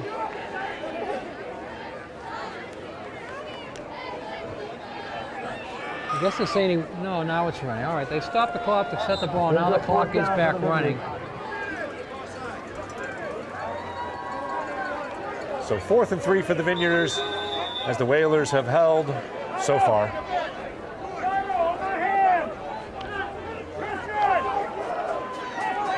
Gonzalez again. He's telling the punch of the same. Good snap. Nice kick. Hanging up in the air. And it'll be Bodden looking to shake. He does! It gets out of it. 45, 50, 45. Still on his feet across the 50 to the 49. Unbelievable! I don't know how he got free. Two guys had him. They're dragging him Dead to down like a rights. rag doll. And all of a sudden he's running. He is special. Both of those kids are special. And we had a perfect view of it. He's right here in front of us. I'm saying he's being dragged down after the great kick, but no. So 3:33 to play. Plenty of time for the Whalers to take advantage of fantastic field position. Once again inside the Vineyard side of it at the 44-yard line. Carlos Aguilar with Justin Blois to his left in the backfield. 13-7 our score. Whalers looking to add to their lead. It'll be Blois inside, weaving and bobbing, but unable to break free as a few Vineyarders in on that one, led by number 8, Alec Cavallari, one of their captains. He needs to get across the line of scrimmage before he does his duking. That's the case there. He doesn't get up the line of scrimmage. Too many Vineyard shirts there, bringing him down. 3:11 to go. Now you got to keep an eye on your clock. No timeouts called. So No timeouts yet, yeah. Timeouts in your pocket if you can keep this drive going. 2nd and about 11 now as Blois slipped down and lost 1 on that play. Look for the pass here. Whalers taking their time though, breaking the huddle. Clock continues to run at 2:45. Shea in front. Aguilar to pass. Got a man out there. Wide open. Caden Shea stays in bounds and now finally goes out of bounds wisely at about the 26-yard line. 1st and 10. Nice pass from Aguilar. Yeah, a little bit of a duck, but it went right in the direction it had to go and scooped in. Then Shea does it all after that and does a good job of getting out of bounds, stopping the clock. 2:35. Saves his timeout as the Whalers still have 3. 26-yard line is where. Now Vineyard, I think, uses a timeout. Yeah. And a wise timeout. Get him a little bit of a breather. Yeah, you really would Clock like. stopped already. Yeah, you really like to go with the halftime only down by 6 if you're the Vineyard. You can build on that with your halftime here. Nantucket scores and goes And up it's gonna by get out of hand 12 here. or 13. It's Yeah. tough. That's tough to get your kids psyched up So in the halftime. While we have a moment, the recipient of that pass play, Caden Shea, is one of our player profile key players of the game. Caden Shea, one of our senior captains, running back, linebacker. He says he likes defense better than offense, but he's doing a good job on offense today. And of course, he is the son of one of our famous Nantucketers, actor and director John Shea. John Shea has an invite to come up here, but he hasn't showed up yet. Come on, John. I know, Join right? the booth someday. Just come by and say hi. A great kid, Caden Shea, one of our senior captains here on the Whalers as one of our player profiles. You know, Caden's going to use a little bit of reverse psychology on the coaching staff by saying, I like defense a lot more than offense. That's right. All of a sudden, he's getting the ball today. First and 10 for the Whalers at the Vineyard 26, 13-7, 2:35 to play. It'll be Bodden looking to get the edge. He's got the edge, but it's going to be a holding. Looks like number 51, Ryan Downey, guilty of a hold on the edge as he was trying to clear the way for Mekhi Bodden, but unfortunately, that one will come back. They'll make it 1st and 20. Vineyard will definitely take the. Oh yeah, push it back. Fortunately for the Whalers, the time does stop with the penalty because it almost seems like the yardage doesn't matter. It could be any. It just takes one play here for these guys to break free. We are anything but a grinded out offense. It is big play ability. Just get the ball to somebody, and if there's 5 seconds on the clock, we can score. As we had that Nauset game with Jaquan Francis trying to run out the clock, and he ran at 98 yards for a touchdown, or 92 yards for a touchdown. And I talked to Coach Perry after that, and he said the Nauset coach was a little bit upset. Well, I guess. So 1st and 20 now, back at the 36, and it'll be keeper Aguilar, a designed run for him, and he will pick up the penalty yards. But the clock will continue to run now, under 2 minutes, and it'll be a timeout. Nantucket stopping the clock with 1:47. So now Nantucket 1:46 officially. Nantucket will use its timeouts now to keep this drive alive and keep some time on the board, trying to score. Field goal, that's certainly a possibility, but again, you kick it into the wind. Yeah. I got to think going forward it's going to be our thing. So while we have another moment, let's take a look at another one of our key players here, a player profile, Carlos Aguilar, who of course is the Whalers quarterback, number 4, and he is just a sophomore, so we get to see him for a couple more years. But man, he plays beyond his years, and honestly, it credits his teammates, specifically Mekhi Bodden and Justin Blois, for making him better, giving him techniques on when to time a throw, when they're going to make their cut. And it's that sort of stuff, that beyond the coach kind of things, that this team has really developed over the last few weeks. And it culminated with a huge win against Sandwich, and hopefully will continue on the field here as the Whalers look to bring another victory. Carlos Aguilar, another one of our key players in the player profile for NCTV 18's player profile. So 2nd and 10, 1:46 to play. His defense, he's pleading with them to make a stop here. He's not cast out by himself, but it'll be Aguilar looking to pass. Looking deep, got J.J. Bennett out there, but overthrown. Looked like even if he caught it, it would have been out of bounds, but that is a big target, 6'7". J.J. Bennett, another one of those seniors, bringing up a huge 3rd down with 1:41 to play. He was open here for a moment, but pass overthrown, as you said, sealed out of bounds here. Yeah. Well, this will be 4-down territory for sure for the Whalers, as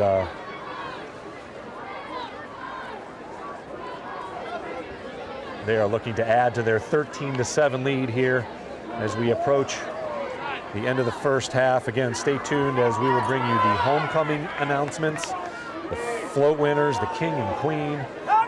Dick and I have a special guest paying us a visit in the booth, and it'll be a deep throw again. Jump ball for Blois, and it'll be the Vineyard knocking it away. Good coverage.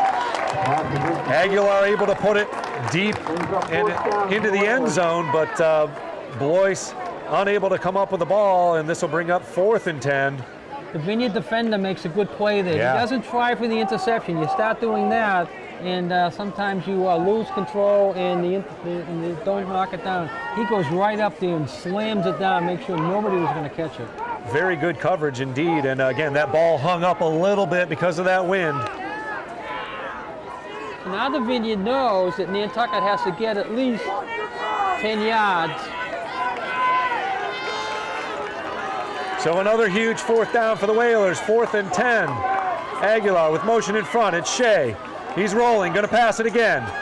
Got a man wide open, it's Bodden inside the 10 to about the 9, stays in bounds, however, so they're gonna have to use a timeout here.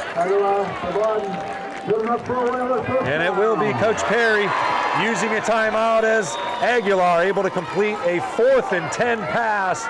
Bodden wide open, Wide open. Looked yeah. like he could have gotten out of bounds there, though. That would have saved a timeout, but nonetheless, the Whalers with one They still. didn't call the timeout. They did not call a timeout. Interesting choice there.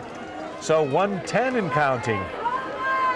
Aguilar alone in the backfield. 3 wide receivers. Now Blois comes in motion. He will get the ball. Bobbing and weaving inside. Nothing doing. Now they might And have now to they'll call. call a timeout with 55 seconds to play here in the first half. Timeout Whalers. That was a loss of about 2 or 3 on the play.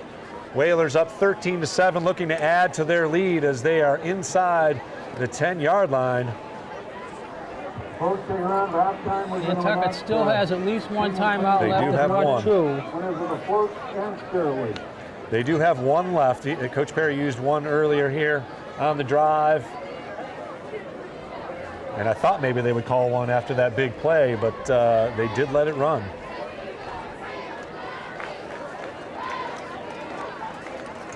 Well, I don't think you have to worry about saving a timeout, so they'll use it whenever they have to, but once you use that last one, then you've got to be real careful Yep. of your play selection. Right now, you can either run or pass. And if it's the And again, I would, we're going to guess to the wide side of the field here, although the field is in pretty good condition down there. Lots of green. Lots of green. But when we get towards midfield, that's when it gets a little slippery in the middle of the field, as you can see on the screen. So 2nd and goal. It's about the 8-yard line, call it, of the Vineyard.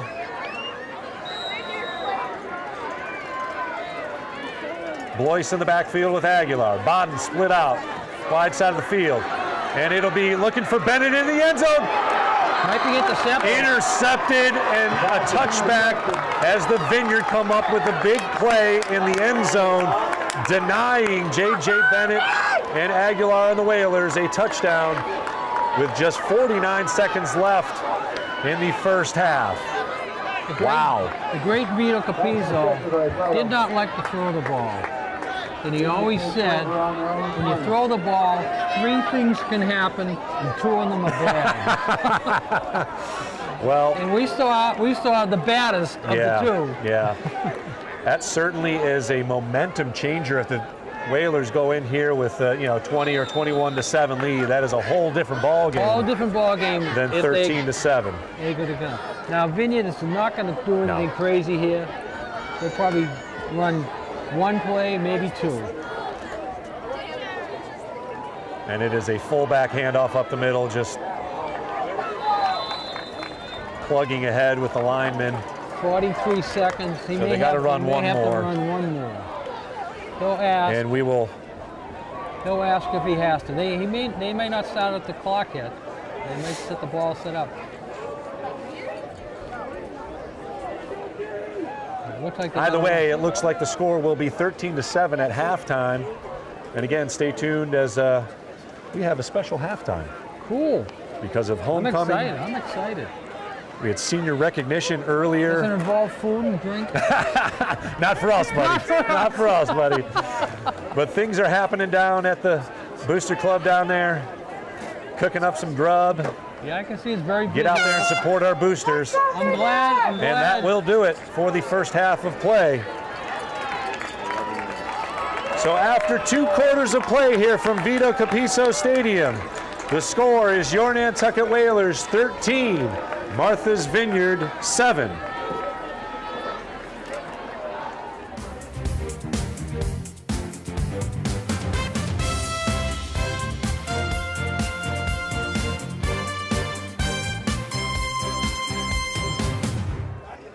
Hey, welcome back to Vito Capizzo Stadium. I am Chris Morris, of course, with Dick Herman, and a great first half of football.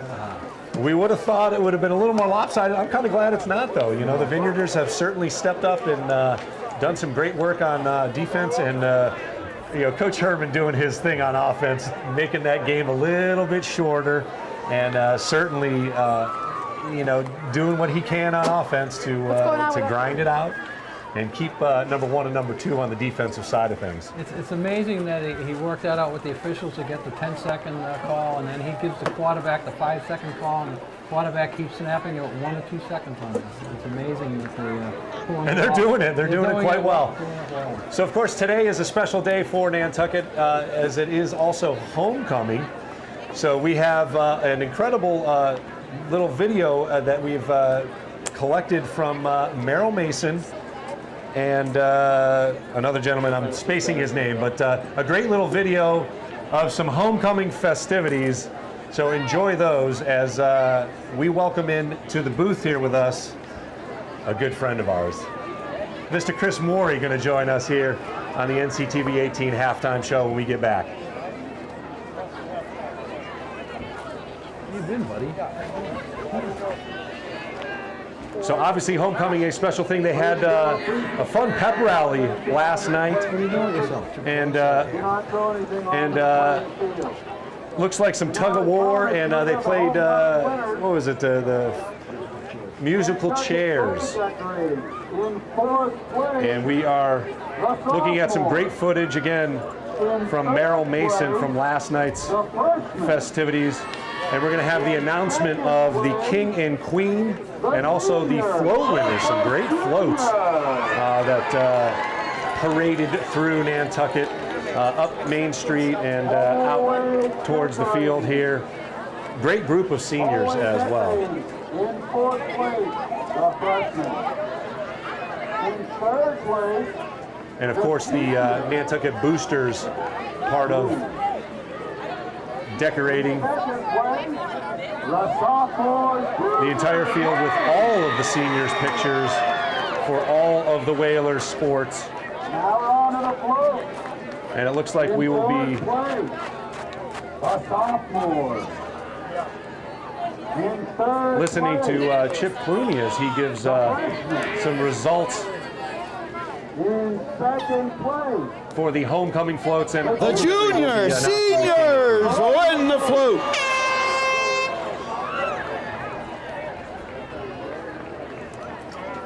And now everybody, we'll introduce the court. Gardner Ray, James Mack, Justin Bloys, Justin Zadroga, Mackay Bodden. For the Queen, Evelyn Fye, McLean Willett, Melanie Bamber, Mimi Belanger, Tamoy Marner. To crown the King and Queen, Superintendent Beth Hallett and Principal Mandy Vassell. The homecoming king, Gardner Ray.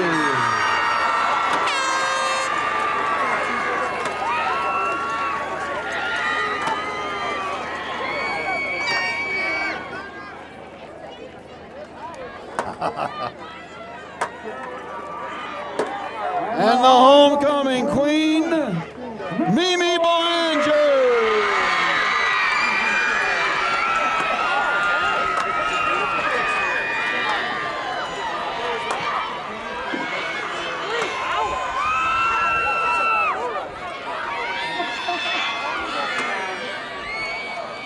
Jack told me good stories.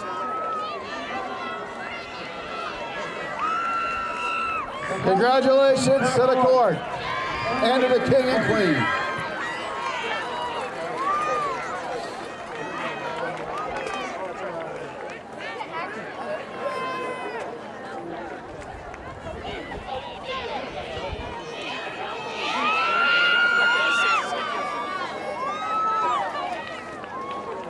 Right, that's everyone.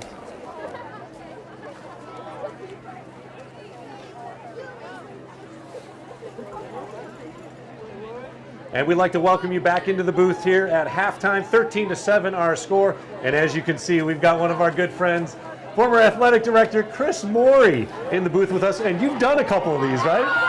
I've done a couple of these, and first off, I want to thank you guys for having me on here. Absolutely. You guys do a fantastic job up here, and it's great to be part of this halftime show. Well, thanks very much for joining us. Obviously, we would like to thank you for all your services to Nantucket. I mean, an incredible job, not just as athletic director, but also softball coach. And it's just been a lot of fun hanging out with you and doing some hoops. And now here we are doing some football. And, you know, again, congratulations on your, you know, time of leisure now a little bit. Thank you, I appreciate that, and the leisure part is definitely good. It's great to be able to come and watch some of these games and not have the responsibilities for what's going on and be able to just enjoy and watch the kids play out there, so that part has been great. Well, I got to tell you, after the puzzle you guys put together last year with COVID and stuff, it was, I mean, just an unbelievable job. Like all the athletic directors across, you know, not just the Cape and Islands, but man, just to get the kids out there was quite a job. Aren't you too young to be retired? I had you in the 8th grade. When I was wondering how long it was going to take for that chime in. Chris was in the 8th grade when I got here in 1960. You're too young to be retired. We're going to get you back here doing something. I'll take the young part, Dick, but the retired part I'm fine with, okay? Well, I appreciate the young comment. And you're still going to do softball this year, right? Yes, I am. Yeah, I will be coaching softball in the So he's semi-retired. Semi-retired. Good. You know, minus all of our other regular, you know, life businesses as we do. But again, how's the softball team looking this year? We'll find that out in the spring. I mean, we did not graduate anybody last year. We had a crew of juniors, so we've got a full crew coming back, a great group of kids, and obviously excited about it and looking forward to it. How many games do you have to win to make the playoffs? Boy, that's a question mark now with the new rating system and all. You know, it's you know, Dick, you're a math guy, and you probably can't even figure it out. I haven't got it figured out yet. No, it's crazy. But I mean, is the competition is part of it? Who you schedule, who they play. But is there a cutoff for runs? Do you have to run up the scores to build it? I know in football you got to run up the score to get more points. Well, obviously with softball, there's always been a mercy rule. Oh, right. So that will come into play no matter what. But would a mercy rule win be better than a 7-6 win? To be determined. Yeah, hope not. You know, I will say this. I think that there's been a lot of work put into the new rating system and the new statewide playoff system, and I think there's a lot of excitement around it. I think it's going to be great for these different schools to be able to go into the playoffs and play schools that they're really not familiar with and haven't seen before. There probably is going to be some travel involved. Oh, yeah. How long is the bus ride to Chicopee? Oh, you know, I was looking at it with the football team. You know, there's a shot that they could be going to play West Boylston. Yep. And I think that's about a 2.5-hour bus ride after you get off that boat. So that will be an interesting one for new AD Lombardi to figure out.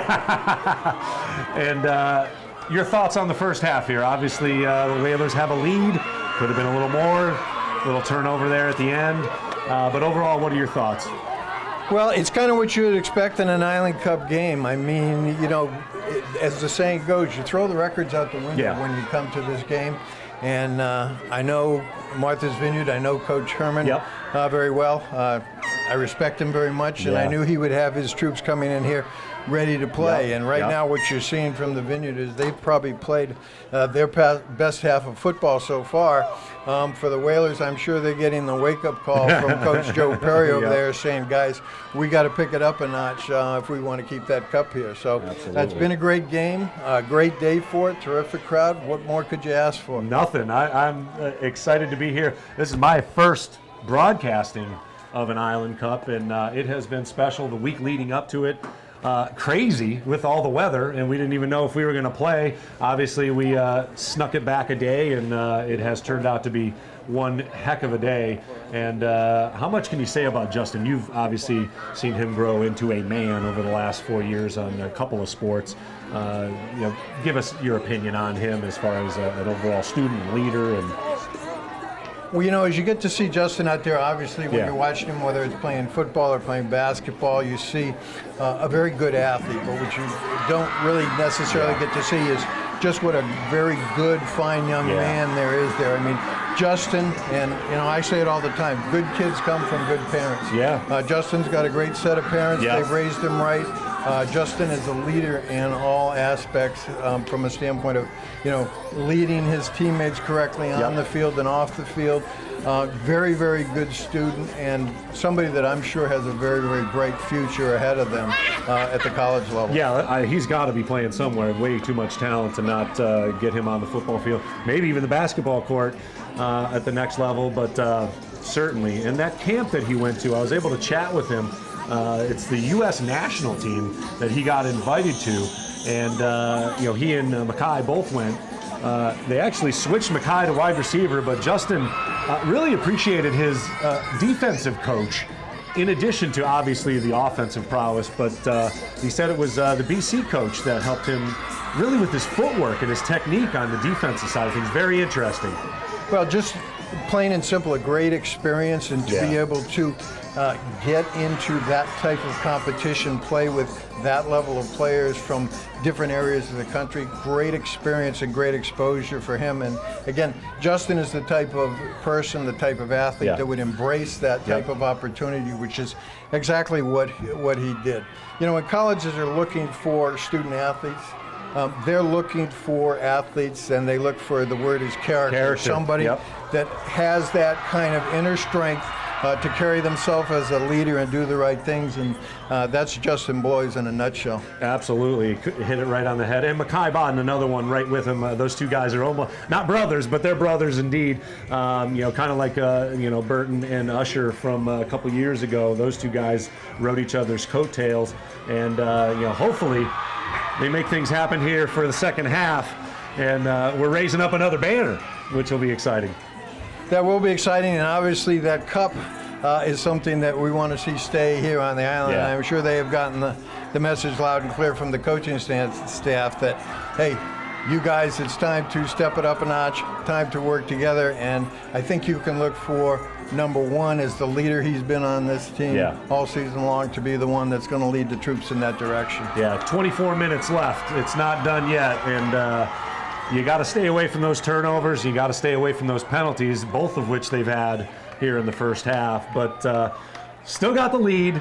They're going to get the ball, and hopefully they can make some magic happen. I know there's some magic happening on the field right here with the cheerleaders from both sides being able to do a nice performance as we get ready for another half of football here, the 41st edition. Now, how many overall athletic director games were you a part of as far as the Island Cup?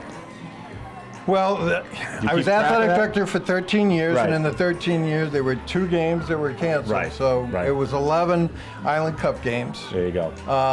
Obviously involved in a lot more from a standpoint of, my kids playing in school and just being a fan in general. So, I mean, this is a special event, always has been and always will be. The context has changed a little bit as we've changed leagues, and what used to be the last game of the year is now towards the end of your regular season, so that has changed a little bit, but still the atmosphere and the excitement that's around this game is still every bit as much the same. The 2017 game, they called up the week before and canceled. That was supposed to be a forfeit originally, but it was never accepted as a forfeit. Is that true? I believe that was accepted as a forfeit. Well, that's what I have in my records, but when they give out team records in some of the media, they don't include that as a win. So I'm a little confused on that aspect. That might be one of those island sagas where you get Coach Herman saying one thing and the Nantucket coach is saying something else. Well, I know the worst thing about the Island Cup is when you lose it at the opposition field, like if Vineyard loses it today, the Island Cup just sort of stays on that side of the field and it's not bad. But if you lose it on your home field, Nantucket has to see that cup leave today.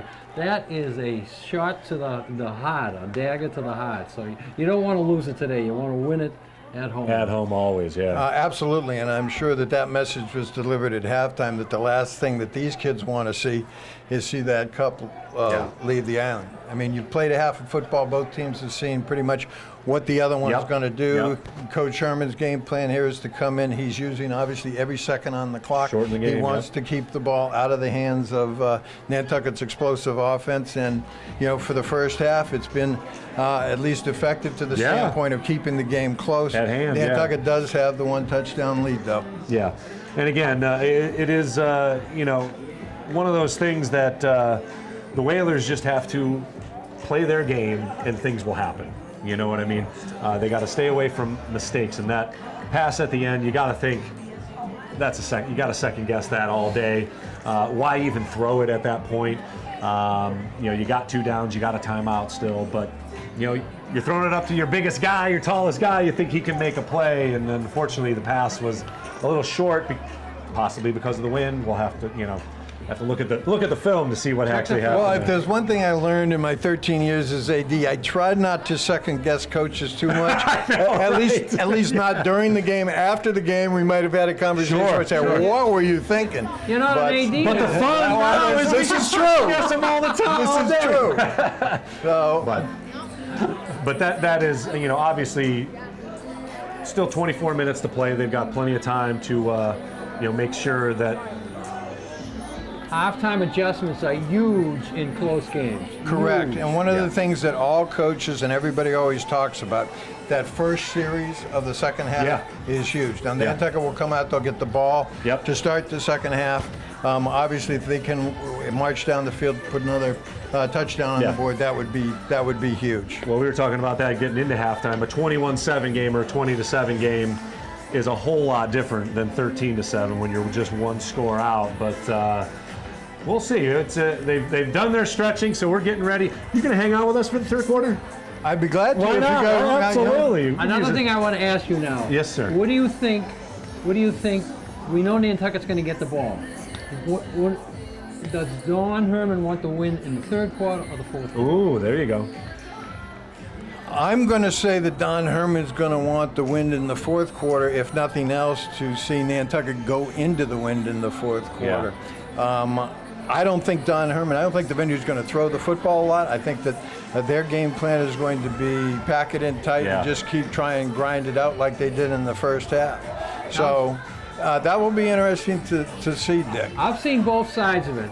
You know, I've seen teams that take the win in the fourth quarter, as you're saying, give it to the other team. The other team explodes and gets 3 touchdowns, so then the win's not a factor anymore. Right. It could be over by the end. It could of the be fourth over quarter, by the time you get the win. So there's two ways to look. Good point. He may, you know, and I will say this: the wind is slowly starting to die down a little bit, and may not be as big a factor here in the second half.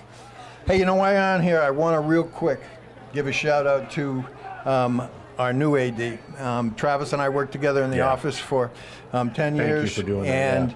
And Travis is doing a great job. And, you know, we communicate quite a bit. And this week was one where, you know, I said to him, I said, man, you drew the short straw on this one, because the weather was really tough. And he has done a great job in putting this together and getting it on a day when everybody could play in the sunshine. So big shout out to him. Commendable, definitely. Kickoff here, getting ready. And all right, we are ready for the second half of play. Thank you for joining us here on NCTV 18's halftime show. Third quarter, kickoff up next. the squib kick coming up again. Look for about 20, 25 yards and bouncing around. There it is. He catches it in the air. 35, 25, 30, 35 across the 40 to about the 42-yard line. He is a speedster, that Jaquan Francis. He's almost as dangerous as Bodden or Belois. He didn't get the bounce on that one. He would have liked that one to bounce a little bit in front of him and go over his head, but nice return, getting his chance to run it. So Whalers get the ball at the 43-yard line. 1st and 10, their first possession of the second half. And our third quarter of action is brought to us by our great friends down on Main Street, William Ravis Real Estate.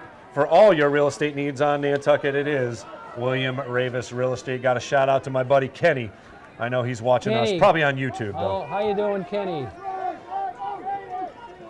And it'll be Bodden taking the snap. I don't know if he was meant to take the snap there, but slipping down a little bit. Falls ahead for, they only give him 2. Yeah, he did a lot of sliding there, so he didn't get very far. Yeah, that's a direct snap to Bodden coming in motion, and as he cut upfield, he did just lose his footing, or he would have had a bigger gain there. Yeah, as we said, you got to run it in the green here, man. This middle of the field is just chewed up after a full fall season of multiple sports out here. But Nantucket would like to use the clock here now to keep the wind away from the Vineyards. Play Vineyards game. Blois in the backfield, Bodden in motion ahead. It'll be Blois getting the ball, and he will be met at the line of scrimmage. Actually, the original line of scrimmage. That will lose a couple. So now you might have to throw the ball, and again, you need about 11. So you don't want to throw it. You don't have to throw it 11, but you got to get it to one of your speedsters and hope they can turn the corner. Well, this is where, and we talked about that first series of the second half being important. Yeah. And right now you've got a huge third down play here, because the last thing in the world the Whalers want to do is go 3 and out on this drive and hand the ball back over to Martha's Vineyard. With the wind. Yeah, it's going to be a huge play for either team. Who makes the play in this one? 13-7 our score. 3rd and about 10. Aguilar back to pass, rolling, and going to now run it. And he will get close to first down yardage. We'll have to see where the spot is. They give him the first down. Great decision to pull it in and run it there by Aguilar. Huge play that keeps the momentum in Nantucket's favor. They needed that. Yeah, one of the things that I noticed, one of the quotes that Don Herman made in the paper was he talked about Nantucket's offense being a 5-headed monster. And I think as you talk about Blois and you talk about Bodden, you sometimes forget about Aguilar and some of the Caden Shea and some of the other talent that's on this offense. And Jaquan Francis, again, who we showed on that kickoff return, he can break it at any point in time. Again, Aguilar maybe changing the play here. Blois off to the right. And it'll be a fake pitch. Aguilar keeps it. And he is definitely one of those players that plays well beyond his years, just a sophomore, but commanding the offense like a senior quarterback. It's amazing to look at him. He didn't play any football last year because of the COVID. Yep. And here he is out here now, leading the offense as a sophomore. I loved him on the basketball court. He was feisty, came in as the 6th, 7th man, and always changed the game in the Whalers' favor on the basketball court, and he has certainly brought it to another level here as quarterback of a very potent offense. It'll be 2nd and 8 for the Whalers at the 44-yard line.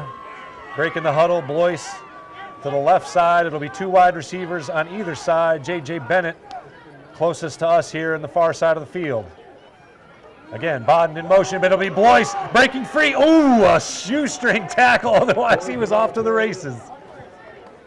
Yeah, a lot of space in the middle there from the move. Nice tackle by the Vineyard. Sprints ahead, but only about 4 yards, bringing up 3rd and about 4.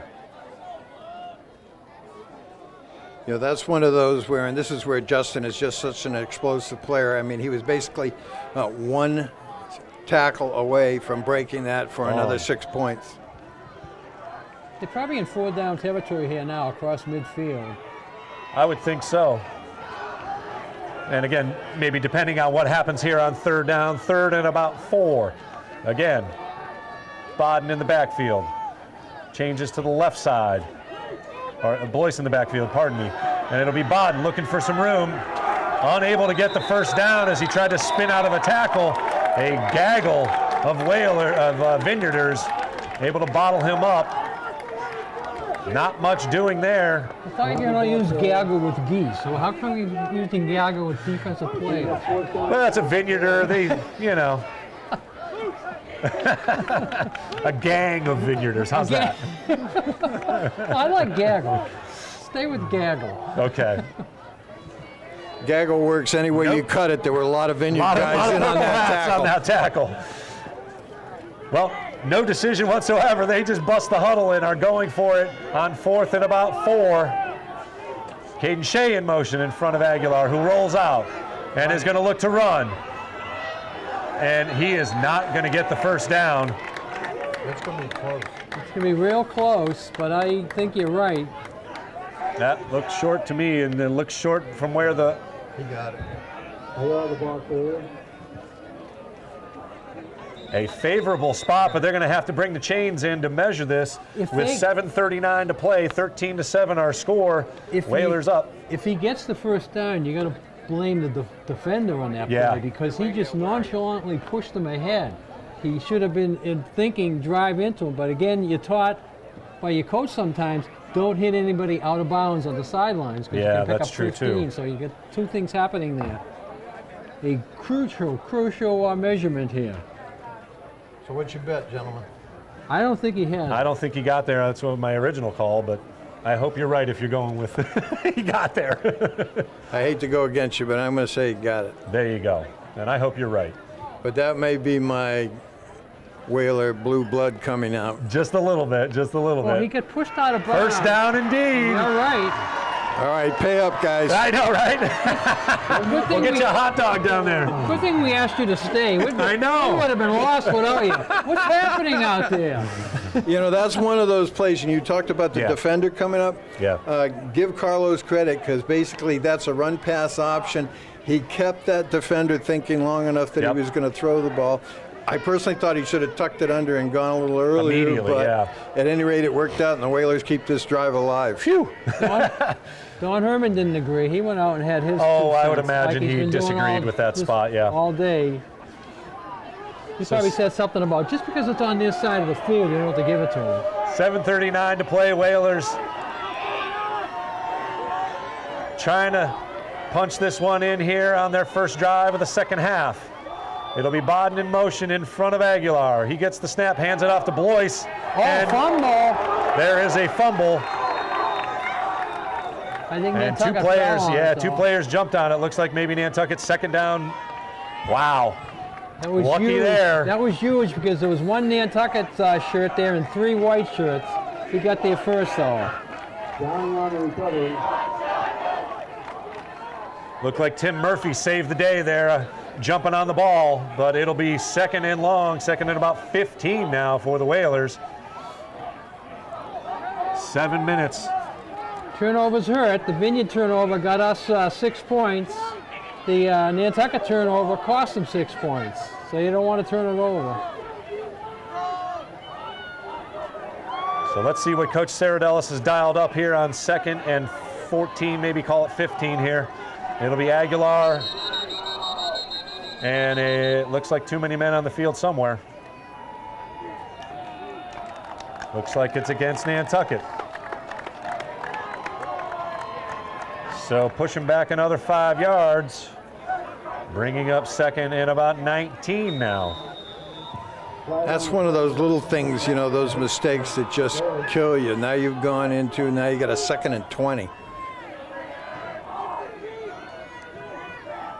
Aguilar back to pass, facing a big rush, but gets it off to Blois, and he's got nothing but green out here.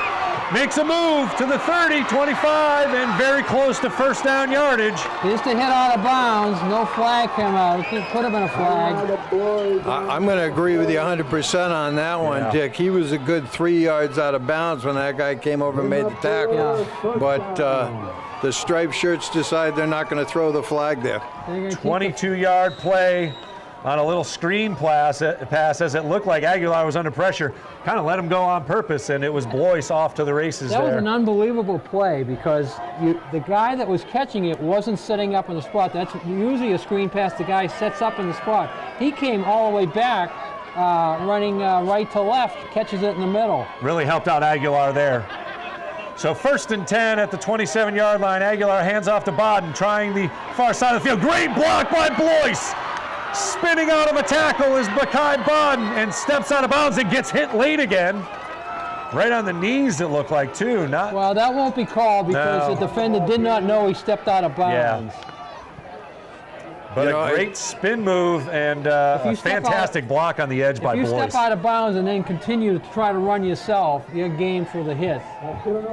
You know, I said I wouldn't second guess coaches when I was AD. Well, the same thing with officials, but I'm not an AD anymore, and I think the officials have missed 2 on the last 2 plays. 2 in a row. But it is enough for a first down as the Whalers have now gotten it into the red zone at about the 16, 17-yard line. 5:58 to play here in the third quarter. Boyce getting it and looking for the edge. He's got blockers in front of him and will go out of bounds with a minimal gain.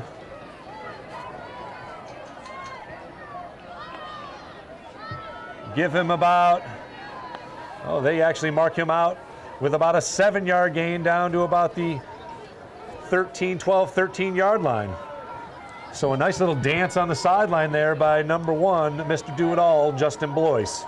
Yeah, huge series here. Nantucket down here just before halftime didn't come up with points. They got to come up with points here. Even a field goal works to your advantage. Makes it a 2-score game. Aguilar, Boyce in motion. Going to be a nice key inside handoff to Shea, and he will bust into the end zone for a touchdown. One of those double handoffs. Jayden Shea, a senior, for the touchdown run from 12 yards out. Whalers put it up. That's a new wrinkle Nantucket has had into their offense with that play. First time I've seen it really all year, and it's very effective. Well, Jayden Shea, another one of those good athletes we just mentioned a minute ago, and that's where so hard to defend this Whaler offense. Just too many weapons in there. You know, this is where you look at Martha's Vineyard using the slow down the game tactics. Now that's going to work against them. Because they've got to score twice here to get back in this game.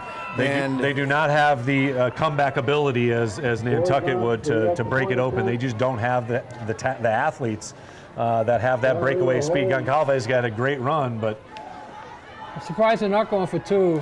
That is surprising, especially down this end. And Boyce hammers that one through the center, no doubt, into a float. Into a float. I hope it's the winning float. I think that one was good from the next county. Yeah, right. He was not going to take any chances on that extra point. I think Don Herman will still use the clock here a bit because it's a 2-score game. I think he would like to use the clock, hoping to get a score out of it. Once you get into the fourth quarter, you're still down by 2. Throw it out. But if he can get a drive heading up the field, getting the wind here, he'll take it and he'll use the clock. Well, you know, Don Herman, Martha's Vineyard came in here, and I'm sure a lot of people with the notion that they were going to get blown, could get blown out today. And I think he's doing everything he can to build the confidence of his troops and keep them in the game. So I would agree with Dick. He's going to keep it on the ground, and he's going to eat up as much clock as he can. But he's going to try and work that ball down the field. Obviously, they've got to come down the field now and answer that last score by the Whalers. Chris, as you brought it up, that first possession of the second half, Whalers took advantage. It's now the Vineyard turn to try and get that momentum back on their side. And it is going to be an uphill climb, that's for sure. They took advantage and they took the clock. Yeah, 5:45 to play, a big 6-minute, 15 second drive, not indicative of what they usually do. Only 2 plays to score their first touchdown. And here's Justin Boyce once again with the kickoff duties. Wind has died down, as you mentioned, Chris. Let's see where this one goes. Nice end-over-end kick. Going to drop and go out of bounds. So a crucial mistake, really, from what has usually been a solid part of the game, the special teams. Yeah, they'll get the ball at the 40 here, so that'll be good field position for the Vineyard. One of their best starting field positions of the day. Or do they get it at the 40? I'm thinking the pro rule. The pro rule apply here, or is it the 25? You know, Dick, they change the rules every other year, so it's a little hard to figure it out sometimes. But I think it's the 25-yard line is where they're going to get the ball. Maybe no. Now he's marching upfield. Okay. Well, the pros get it at the 40. I know that. But what I was 35. We're going to compromise. We're going to give it to him on the 35. There you 35. go. All right. So they're listening a little bit. I was amazed yesterday. I was watching college football for the first time an entirety of a game, not the whole game, but zeroing on it. And if you're fair catching college football, you get the ball at the 25. That's all new to me. So, if you'd asked me that question last year when I was the AD, I would have known the answer. But now that I'm retired, no way. I haven't seen it happen, though, in any high school games. Does the rule apply to the high school, too? Yeah. All right, either way, the Vineyard starts at the 35-yard line. It'll be a keeper and met in the hole. Number 51 filling it, Ryan Downey bringing the wood. Lays Atlas down at pretty much the line of scrimmage. No gain. They give him 1 yard there. Bringing up 2nd and 9 as the Vineyard begins their first possession of the second half. The right tackle hole has been their favorite spot. Yep. And they run the other plays here and there, but they're gaining the yards hitting off the right tackle, so they got to go back there now. And Coach Herman is still checking his watch, so he's still working the clock here. Play the clock. Approaching 5 minutes to play here in the third quarter. 20-7 now the score as the Whalers able to take their first possession of the second half right down the field. Caden Shea capitalizing with the touchdown. And that one is snuffed out by the Whalers. That's going to be a huge loss. They're trying to pass. Forward possession, forward. Trying to pass there, nobody open, and he takes the sack. Huge sack for the Whalers. That is their first sack as a defense. Of course, they've only passed 3 times, so not much opportunity. 2 incompletions and now a sack, bringing up 3rd and huge, about 3rd and 15 for the Vineyarders. So this forces another passing situation here. You mentioned Coach Herman using the clock the way. I don't think I've ever seen an official work with a coach the way this official is working with him on the clock. The only thing I can think of is some schools have the clock on there, so he's asked for that, and the officials are obliging him, right? So 3rd and 15, going to be a run, and chewing up some yardage, getting it back. Oh, yeah, he's cool bound by the caller. Vinny gets a first down. Wow. Crucial penalty. Hoss caller tackle. Unnecessarily tackled by the horse scholar. I think back when I was coaching, that got high fives. Yeah, right? They never got a yellow flag. It becomes really difficult to see and to call sometimes, too, because horse collar is actually when you're grabbing by the top of the shoulder pads, and I think sometimes it's the jersey. The neck, And that to me was more of a jersey, but you can't flip him down. That's the key there was flipping him down. Yeah. If he just sort of gently brought him down, but the flip got 2 flags out, so 2 officials saw it. We don't want to see it, but it can happen. And now Vineyard has the ball across midfield. 3:34 to play, 1st and 10 for the Vineyarders at the Whaler 49. And it'll be another inside handoff. Coyle chewing up some yards down inside the 45 to about the 43. So a good gain on first down. 2nd and 4. Clock continuing to run. Now 3:10 to play here in the third quarter. 20-7 the lead for the Whalers. But now the Vineyard, again, aided by a penalty on the move inside Whaler territory. What if the official says to Don, my watch broke. I can't help you anymore. He might turn to Don and say, hey, 4th quarter, I need more money for this. Yeah, right? Little hot dog or something from the concession stand, perhaps. He's like a trained show dog over there, looking at Don looking at his watch all in the same time. That bunch formation. Going to be another inside handoff. Trying to break it free on the outside is Goncalves, and he is gobbled up by a gang of blue. He probably lost a yard. Can you say that 3 times real fast? No way. They don't pay me enough money for that stuff. But while we have a second, Iago Goncalves is one of our key players, number 26 for the Vineyard. And he is one of Coach Herman's senior fullbacks, also does the kicking duties, and a great kid.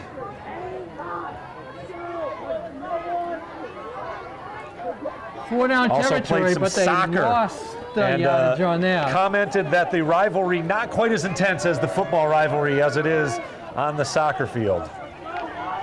3rd down and 5. Going to be a handoff. Coyle going to try the edge. Penalty flag down. Could be a hold. It's in the holding area, so that'll send them back. Flag down around that edge, and again, just like the Whalers got called for that hold, trying to catch the edge. Looks like the Vineyarders are guilty of a hold, which will, I think, Perry will take the penalty, although it was short of the first down and a Vineyard player down on the field as well. And it is holding confirmed. First injury of the game that I can see on the field. Maybe they called illegal motion. I saw him signal the illegal motion. That's what it is. That's what it is, not holding. I stand corrected. So now brings up a 3rd and 9. Not quite as long a third down as the holding penalty would have been 10 yards, only 5 yards on the penalty. And we can't see who's down there. 1:37 to play, so this has been a very quick moving third quarter play. Again, thanks to Mac Davis, or William Ravis, for being our third quarter sponsor. A lot of good folks down there on Main Street. Said hello to my buddy Neil Brennan, who is part of the Ravis crew. He stopped by the house yesterday, and we call him Uncle Neil because he's so good with our little one, Theodora, who, you know, it's just about 4 o'clock. Everybody gathering down on Main Street. Going to be quite a parade of children down there for the Halloween parade. Glad to see that is back as part of our Halloween celebrations. I'm glad the weather's cooperating Yeah. for them too. That's nice. The kids really enjoy that. Absolutely. I always enjoyed it because, as I said, we used to give out candy out at Arno's, and some pretty good costumes by both the adults and the kids. You obviously get an award for best costume as an adult as well. And here's a good one right here, a Dalmatian crew in front of us. Some people really gear up for it. Some people really get into the dressing up. Well, it's one of those things that us adults can be a kid again. You know, Halloween is actually a very special day in my house because Halloween happens to be the day that Mrs. Maury and I kind of started dating for the first time. Oh, there you go. So yeah, we do that too. We celebrate our first date in addition to the anniversary. So now you got to get 2 gifts. Did you meet her at the Monster Mash? Is that what you're saying? No, what I'm saying is, Dick, it took me to put on a mask in order for her to decide she really wanted to go out with me. There you go. Well, good to see that the Vineyard player is up and up. That is Calverley. 3rd and 10. Calverley, again, one of those co-captains for the Vineyarders. He walked off under his own power, so that's always good to see, but flexing that knee a little bit. They need 10, so they may be throwing it again here. Down 20-7, 3rd and 10, a huge play for the Vineyarders. Trying to cut his way inside is Goncalves, and he gets about 5. Brings up another decision for Coach Herman. Yeah, they'll go for it. Already decided. They'll go for it. Yeah, I think unless the Vineyard's deep in their own territory, you're going to see them use 4 downs on everything. I mean, they went for it in the first half on their own 31, so not strange to do as we approach the end of the third quarter here, 40 seconds and counting. Again, the Vineyarders in no hurry to snap it. Despite having the wind at their back, I got a hunch they're not even going to throw it here.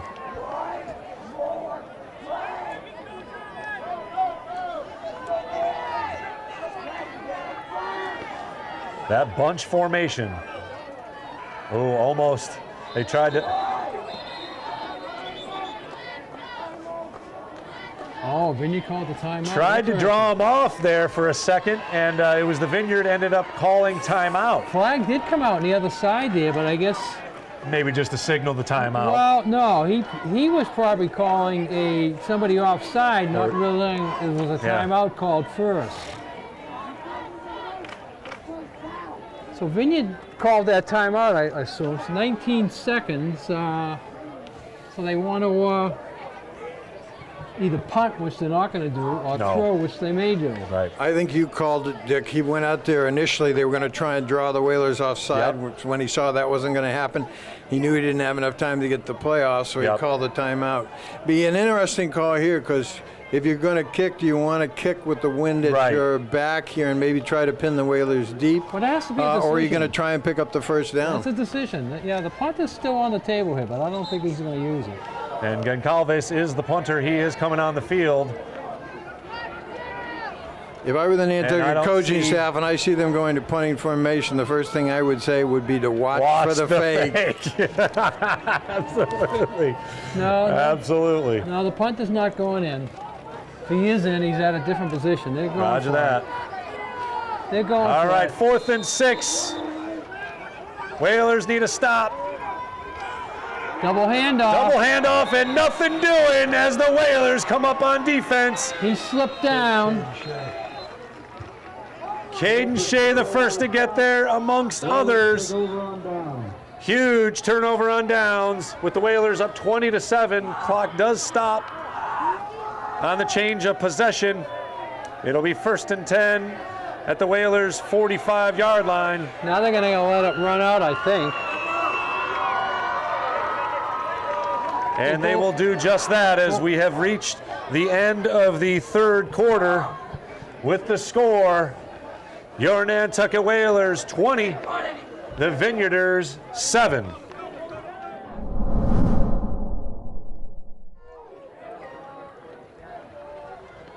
And thanks again for joining us for the 41st edition of the Island Cup. Happy to have Chris Morey joining us here for the entirety of the 3rd quarter. I'm sure you want to go enjoy the game a little bit down below, but thanks very much for joining us. Appreciate you guys having me here, and want to thank you guys, Chris, you in particular, for everything you did for us last year during the COVID year. You did a lot of basketball, volleyball coverage and stuff. It was great. Your TV broadcast guys are absolutely terrific, and we really appreciate everything that you do.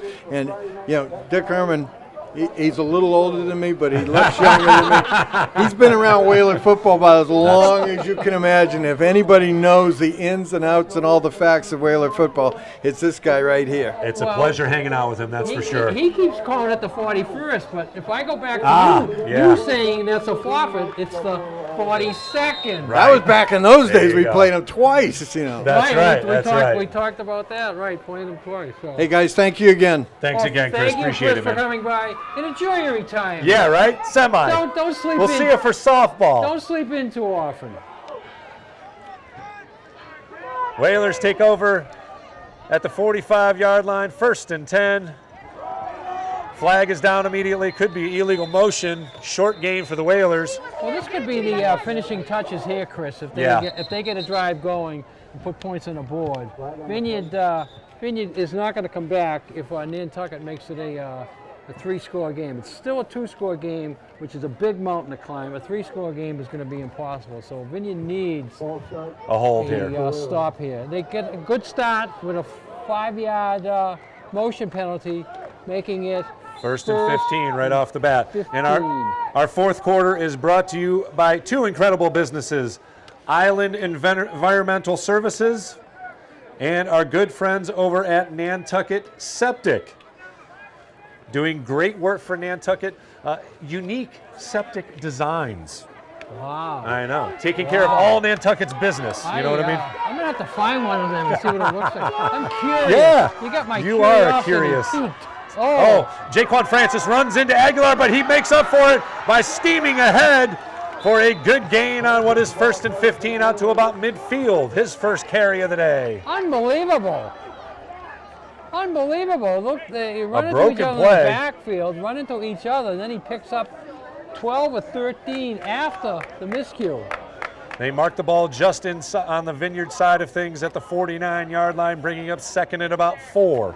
And I like Nantucket using a few different wrinkles there because they know John Herman has them scouted perfectly. Yep. So they're not relying on the same old. Just They're number bringing 1 new and just people. number 2, yeah. New people into the offense. And no one in the backfield now with Aguilar, and he'll keep it himself, plugging ahead, rip back. That should be a horse collar as well, but he got enough for a first down, it looks like. Forward progress. Wow. Marked at the 45-yard line of the Vineyard. Where's the flag on that one? Nantucket does that and picks up the flag. Vineyard does it, no flag comes out. Well, it gives us something to talk about, of course.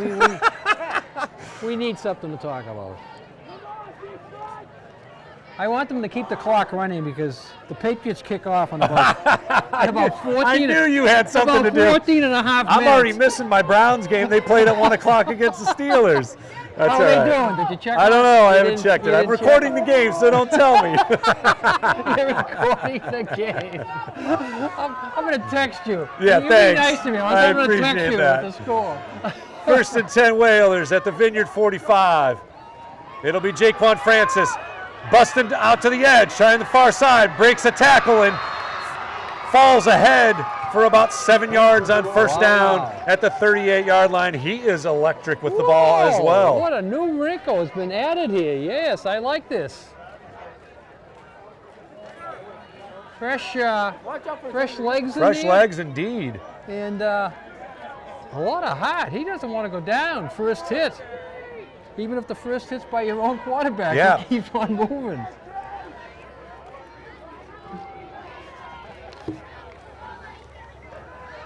And again, Carlos Aguilar, same age as Mr. Francis, said he and Jaquan have been kind of like Baden and Blois, playing football and hanging out as young kids. Gets the ball, a little bit of a fumble, but he catches the edge, 35-30, blasts ahead and dives out of bounds at about the 25-yard line. Now- Another great run. Now I'm wondering, is Justin hurt? Well, that I don't see him. hopefully over- is not the case. I'm looking over there for number 1 on the bench, and he's not in my sight. Yeah, I can't see him in and amongst the blue jerseys. I do not see anybody. I wouldn't think getting any he's getting. attention. I wouldn't think he's getting a rest for this many downs. Put it that way. But Well, we'll Francis, hope everything is okay with Justin here. Francis is doing the job, getting his chance here. Next man up indeed. Aguilar hands up to Francis up the middle. And he piles ahead for about 5, maybe 6 yards as it's 8:30 and counting here in the fourth quarter as the Whalers now chewing up some time and yards as they have got it at the 20-yard line. We'll call it inside the red zone just because we can. It's inside the red zone, a 13-point lead. A field goal still keeps it a 2-score game. They're both by 16. Well, and So if Justin is actually hurt, field goal is probably not going to be an option. field goal as won't be an option, and it's it would not- be, I guess, Jeremy Casp is the backup kicker. But I think they want the touchdown. Touchdown here ices the Ices game. things up. They can start etching that cup.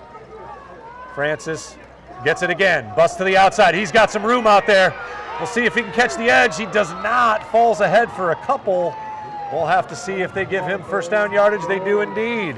He didn't have the instinct there to bounce and go to the All outside. the way outside, He could have had a lot more yards if he does that, but he picks up the first down. That's the important thing. Tried to Keep the use his drive blocker going. there on the outside and did get enough for the first down. So 1st and 10 at the 15-yard and 14-yard line. Once again, clock on the move, 7:30 and counting here on a beautiful day for football, Vito Capiso Stadium, 41st or 2nd, whatever it is. I'm going with The Island Cup. I'm going 42nd. Okay. And it'll be a keeper. Once again, ripped down, flagged down late. They might get him this time. They're going to get him from around the head this time, yeah. Oh, no, they're calling holding. The initial call. Wow. So that will push the Whalers back 10 yards. The flag came out just as he was being tackled, so it looked obvious to me, but he Yeah. was looking somewhere else. And each official has a job. Yeah. You got to point that out. Each official has a job to look for certain areas. It's his looking along the line. He's not looking at the backs. He's looking at the linemen, and he saw one of the Nantucket guys holding. Grabbing a jersey, and that is not allowed. 7:09 to play. It'll be 1st and 20 now from the 24-yard line of the Vineyard as the Whalers look to put the icing on the cake here. Motion, and it'll be Aguilar looking deep into the end zone. Baden's back there. Got it for a touchdown! Woo! 24-yard touchdown pass. Aguilar to Baden. Borden way up for that. I thought he was throwing it to the guy in front of Borden. Borden had his eyes on it the whole way, and that does it, folks. What's going to be interesting to see if Don Herman plays the clock on this next series because it's going to be desperation mode. He needs 3 scores. Yeah, going to be desperation mode for He would the like to Vineyarders. get 1 score to make it look a little bit more respectable, you know, but I don't know. Again, we're not going to speculate on Justin, but he is not out for the kick, which would be his duties, and it is Carlos Aguilar. He's definitely hurt. And kicking the extra point here. I don't see him over there. And it is stoinked off the goal post and in for the extra point. And then I think you Looks have like a flag. They may have some roughing the kicker. Let's see if Nantucket wants to take that point off the board. I'll take the 15 on the kickoff. I think they'll take the 15 on the kickoff. Keep the point, take the 15. Keep the points. Isn't that one of the golden rules? Never take points off. Never take points off the board, especially when you're up 27-7 now. Woo! I seen a pro game when I was a kid. I say a kid, 18, 19, where a team took the field goal off the board. They took the first down on the 7, didn't get the touchdown. Fumbled the ball or and something, then they got a chance to kick the field goal again because they fumbled before 4th down. That is the deal. And that cost them the game. Yep. Never take points off the board. Well, 27-7 our score with 6:45 to go. And the fans are leaving. It's all over for them. Still plenty of football, but it will be a bit of desperation mode for the Vineyarders as they now face a 3-score deficit. As a beautiful pass from Carlos Aguilar found Mekhi Bodden in the corner of the end zone for a touchdown. Again, Justin Boyce not in the game right now, but man, they didn't miss a beat. Jaquan Francis busting off runs, and ultimately it was Mekhi Bodden catching that 24-yard touchdown pass, and it is Casp now with the kickoff. So we'll have to see and hope that Justin is okay. Great kick from Jeremy Casp all the way to the 10, 15, 20. Missed tackle out to the 23-yard line, and that's about it. Good return, good coverage. And the Vineyarders will start at about the 24-yard line. Now you hope there's no chipping. Yeah. Sometimes with big rival games, and it's not much bigger around these parts than this one, you get a little chippy at the end, especially if you're on the end of the losing score, and you know there's no recourse. And so let's see if Don Herman calls off. No, I think he's signaling right now. Hurry it up. Do it at your own pace. He's not going to play. He knows he needs some scores, so he's telling his quarterback to hurry it up. See if he can get something going. And we may see a pass or two here as well. Another run up the middle, and it is Murphy dragging the Vineyard runner down after a short gain. And while we have a moment, although Justin not in the game, he is one of our key players, and he has played a huge role as one of the senior captains, of course, number 1, as one of our Whaler player profiles, 5'11", 170, and he has bulked up this year, as you can see on that graphic there. He's got some guns on him, and we'll hope that he is all set and ready to go for some playoff action. Of course, he was one of those 2 players, he and Mekhi, that went to the U.S. national camp. And he is a dual threat and had an incredible game thus far.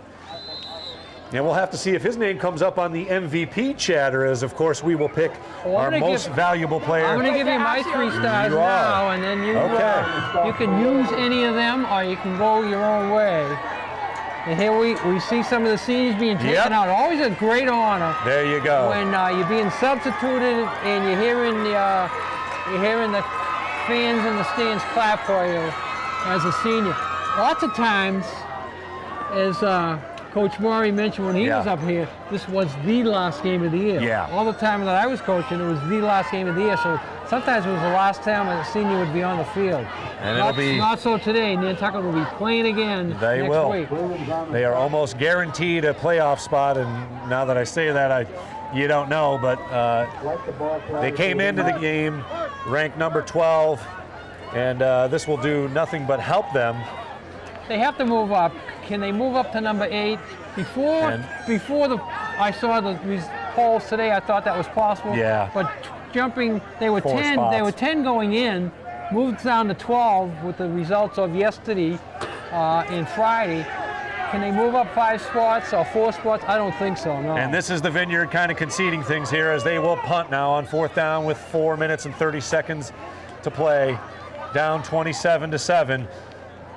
And it is not a great punt. That's why you weren't punting all day into the wind. All right, Goes out of I have bounds a at the chance here. 43-yard line. Give Who do you my, got? my 3 stars. I'm going to go with my number 3 star quarterback, Carlos Aguilar. My number 2 star, I'm going to go to Caden Shea. Yep. And my number 1 star, Justin Boyd. Justin Blois, of course. So 3 great choices there. You'll have to stay tuned for the NCTV 18 post-game show as we announce our MVP. And it looks like we will be celebrating as well, because the Whalers hold a 27-7 lead with 4:20 to play. Keep this to yourself, but any second you're going to hear the crowd shouting about the cup. They're going to want to see the cup. The best thing is when the other team has the cup. If the Vineyard had the cup, if they had won last year, the crowd would be shouting, "We want the cup." They're going to want to see the cup. They're going to want the cup to be brought out. Younger kids are getting a chance to run. I think 31 knee hit down. Slip down. No fumble, knee down. He loses about 3. A couple of the Vineyard guys hurt in the middle of the field. Yeah, maybe another slip too down there, but let's hope everybody's a okay. Flag come out there. I don't know Maybe what a late happened hit? there. We'll figure it out here as, once again, we hope everybody's okay here in a game that is pretty much at hand, 27-7, 4:15 to play. What do we have for a wrap-up on the scoring here? Justin has, 2? Justin has 2 touchdowns, 1 Shea- extra point. Shea has 1. Caden Shea has a touchdown, And Borden has a touchdown. and Mackay Bodden caught a touchdown pass from Aguilar for all the scoring. Justin has 2 extra points and who was 1 extra point. 2 extra points. Yeah, he missed He had 1. 2. And Aguilar stoinked one in off the off the goalpost there as the substitute kicker. And again, we'll have to find out what happened to Justin.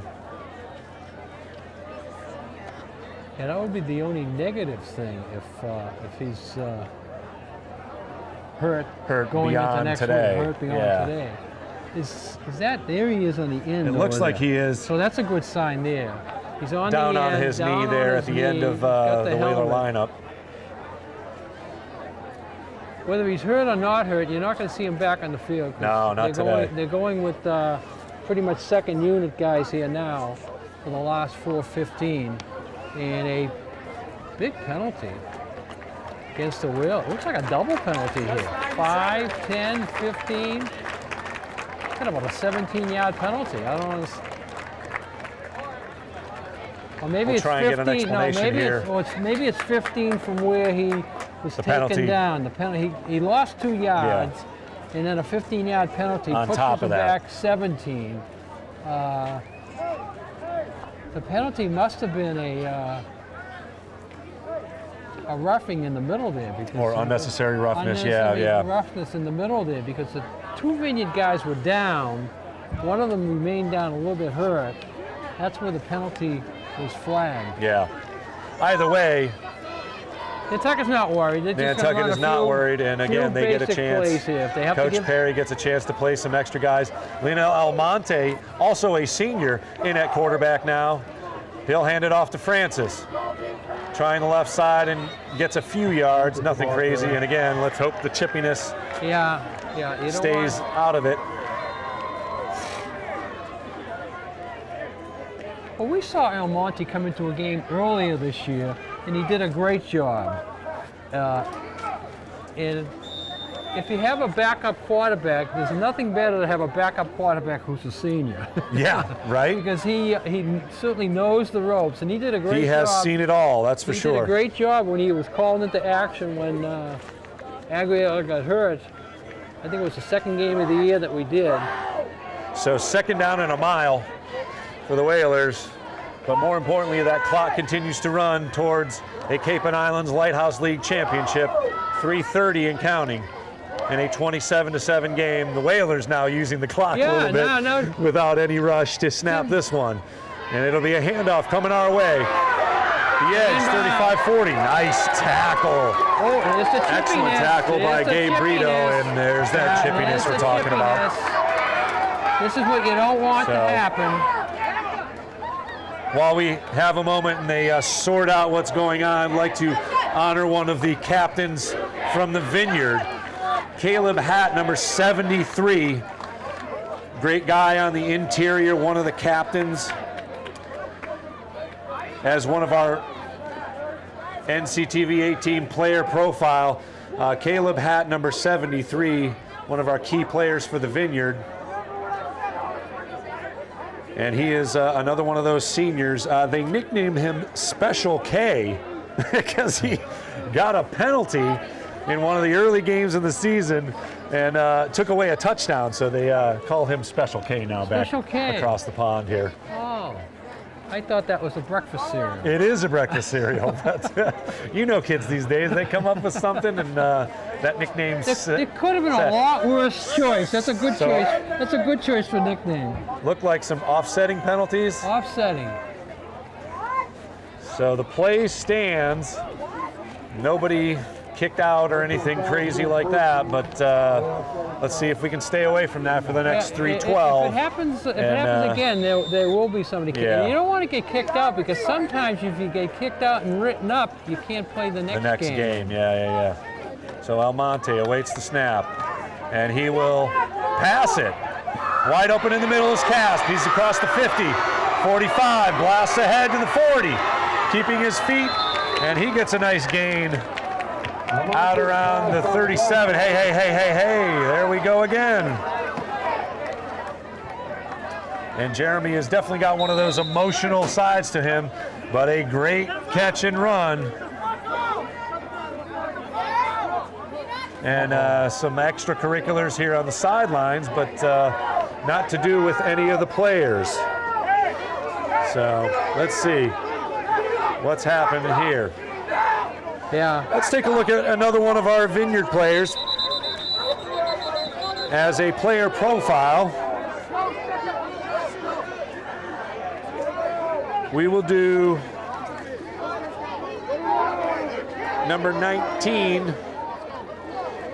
Wiping my feet off. This fan here, a fan, Jayden Coyle, he's had a heck of a game for the Vineyarders. Again, another one of those seniors. And he was fed the ball quite often in the first half when the game was still at hand. His twin brother used to play football and got injured, so he has a little bit of extra motivation playing the game for his twin brother. Were you surprised that they had pass play? A little surprised. I mean, why? But Almonte is a senior. Let him throw one more ball. Jaquan Francis on the carry right there for another Whalers first down. They've had no answer for him either. No, that's unbelievable. If I gave out four stars, he'd be my 4 stars because I thought about putting him in there. Yeah, he hasn't scored a touchdown, but has been very effective. And here comes the full substitution. 15 seniors on the Whalers team. Justin Blois. Now, what happens when you do a full substitution? Sometimes you don't get 11. You don't get enough of them out there. So here's our seniors: Justin Blois, Makai Bodden, Leonel Almonte, Jelani Emmanuel, Wyatt Penrose, Garner Ray, Caden Shea, Justin Zadroga, George Boucher, Ryan Downey, Tim Murphy, DJ Francis, Xavier Stanley, Hunter Paglia, and Anthony Esker. Thanks to all of them as amazing seniors bringing home an Island Cup win here today. I'm laughing, but the coach is telling them to run a play, and they only had 8 guys in the huddle. Need a couple more, coach. And number 37, Angel Cabrera, sophomore running back, gets the carry. brings the ball a couple yards ahead to about the 25-yard line, and we are approaching the final moments here. 2 more plays will do it. As the Whalers culminate a great season, they will move to 4-2 and bring home a Cape and Islands League Lighthouse Championship, an Island Cup win, And a tournament game and next a week. tournament game coming up. We don't know where it'll be. The choices will be be- made tomorrow, and we'll let you know what's going on. A fumble, and that'll be dived on by Gillis Cocker, who gets a couple of snaps in the big game here as a sophomore. Junior, excuse me. So we may see him next year behind center. As the backup to He'll be the Aguilar. Backup, yeah. 47 seconds and counting. He'll This, compete for the job, but That's I think right. Aguilar will have a little head start that's on true. And it'll be Cocker looking to run out the clock.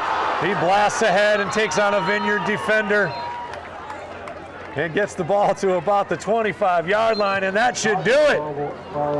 Yeah, they won't have to run They another will not play. have to run another play here at Vito Capizzo Stadium. They want to run another play. I know they do. They do. They're not going to listen to coach. The students letting everybody know what's going on here. They don't have to run this play. The coach is telling them not to Yep. snap it, but they're listening to the coach. Looks like that will do it, folks.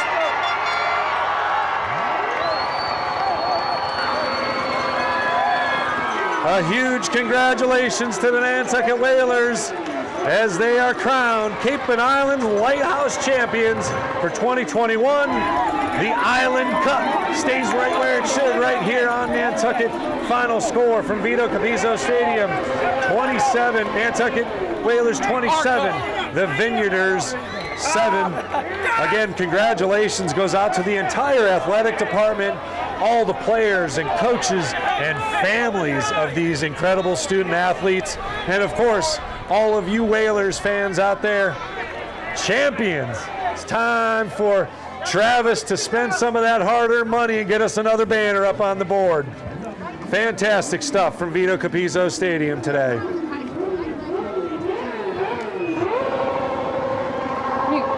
Danny, you As couldn't we make see the that team boys out there. What are you talking? He'd be on the are bench. congratulating He'd each be on other. the bench. A wonderful tradition.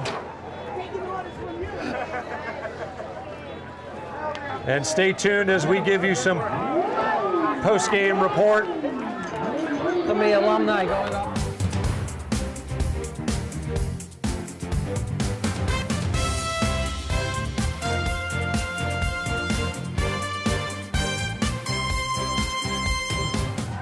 And welcome back to the booth here as we are celebrating a Whalers win, 27-7. Cape and Islands League champions, Island Cup winners.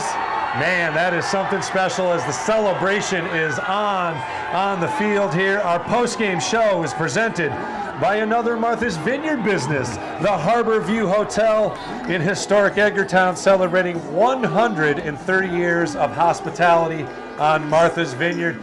Get on in here, Mr. Creed. We're going to welcome into the game Nantucket Currents on the field reporter David Creed. Man, special times happening down there, buddy. No, yeah, it was a great game. I thought as the game went on, Nantucket started to get into a rhythm a little bit. Yeah. Their offense started to, it started to click a little bit more. I thought that drive to start the third quarter was a championship drive. Huge, I yeah. don't know what you guys thought. Absolutely. Well, that first drive is always key, one way or the other. Could have been a chance for the Vineyard to get back into it if they stop, but the Whalers cemented it there with not only a touchdown, but a time-eating touchdown. Just really grinded it down. The first time they really had to do that. Yeah. But fantastic stuff, and man, this is just magical to They got the cup out there. have a great group of kids to celebrate. Again, 15 seniors here on Senior Recognition Day. Yep. Get to celebrate with an Island Cup win and a Cape and Islands League Lighthouse Championship. Yep. On to the playoffs we go. Yeah, and we'll find out probably the next couple days who they're playing. Yeah. I was talking to Travis down the field. Sounds like they're going to be away. Yeah. Sounds like they won't get a home game.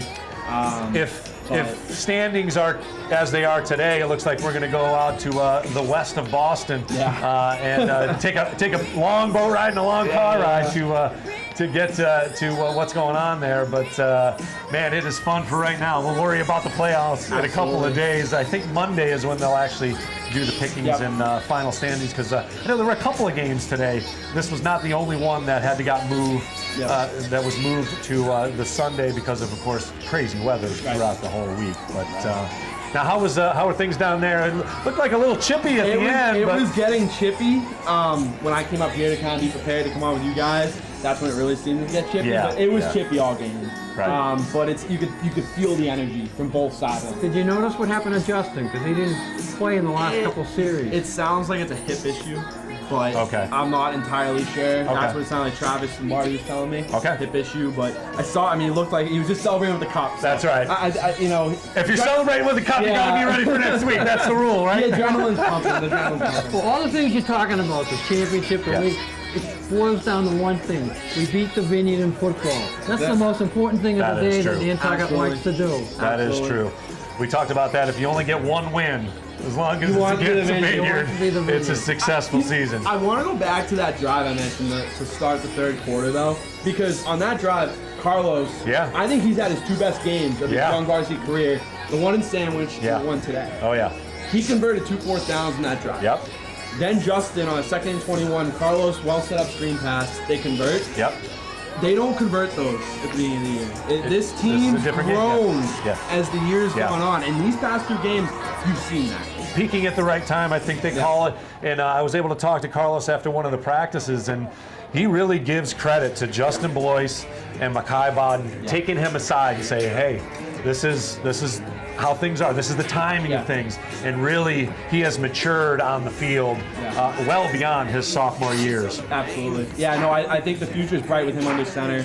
Obviously, Justin and Makai have been great all year. Yeah. You see Justin goes down, then Makai gets he's able to get a touchdown catch the back corner. So they don't miss a beat. Yeah, those two are great. Speaking of not missing a beat, we got to get you down in the field, get Coach Perry on the horn here. Let's see what he's got to say. Good to see David Creed, always a pleasure to see you, sir. David. Good to see you. Have a good one, buddy. Yep.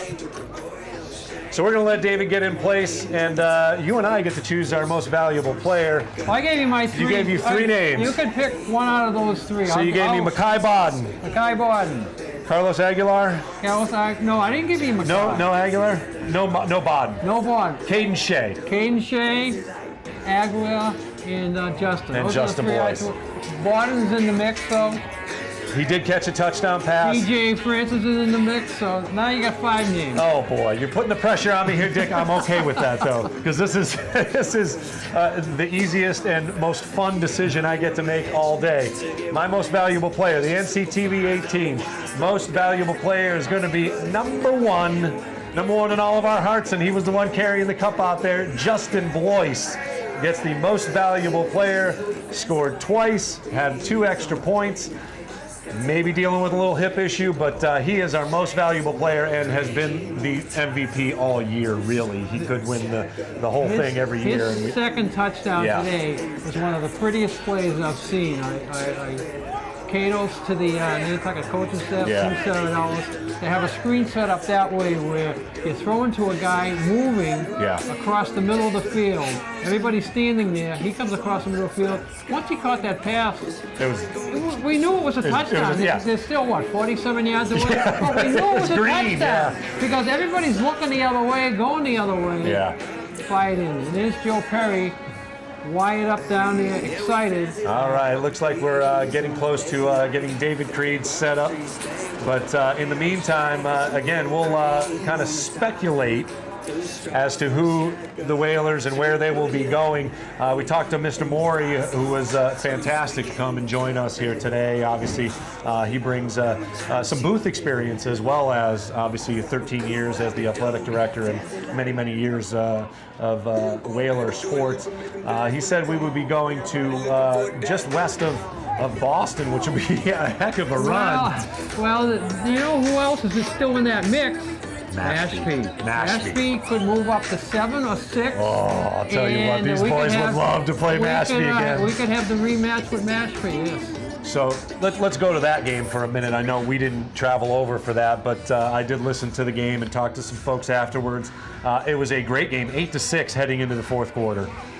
They got that second touchdown, pushed it to 15-6, and everybody said the steam was just taken out of the Whalers bench. And then it got out of hand, a couple of big plays, and the score was not indicative of what the actual game was. Mashpee will do that to you. Yeah. I've seen a lot of the Mashpee games, not that one that you're talking about.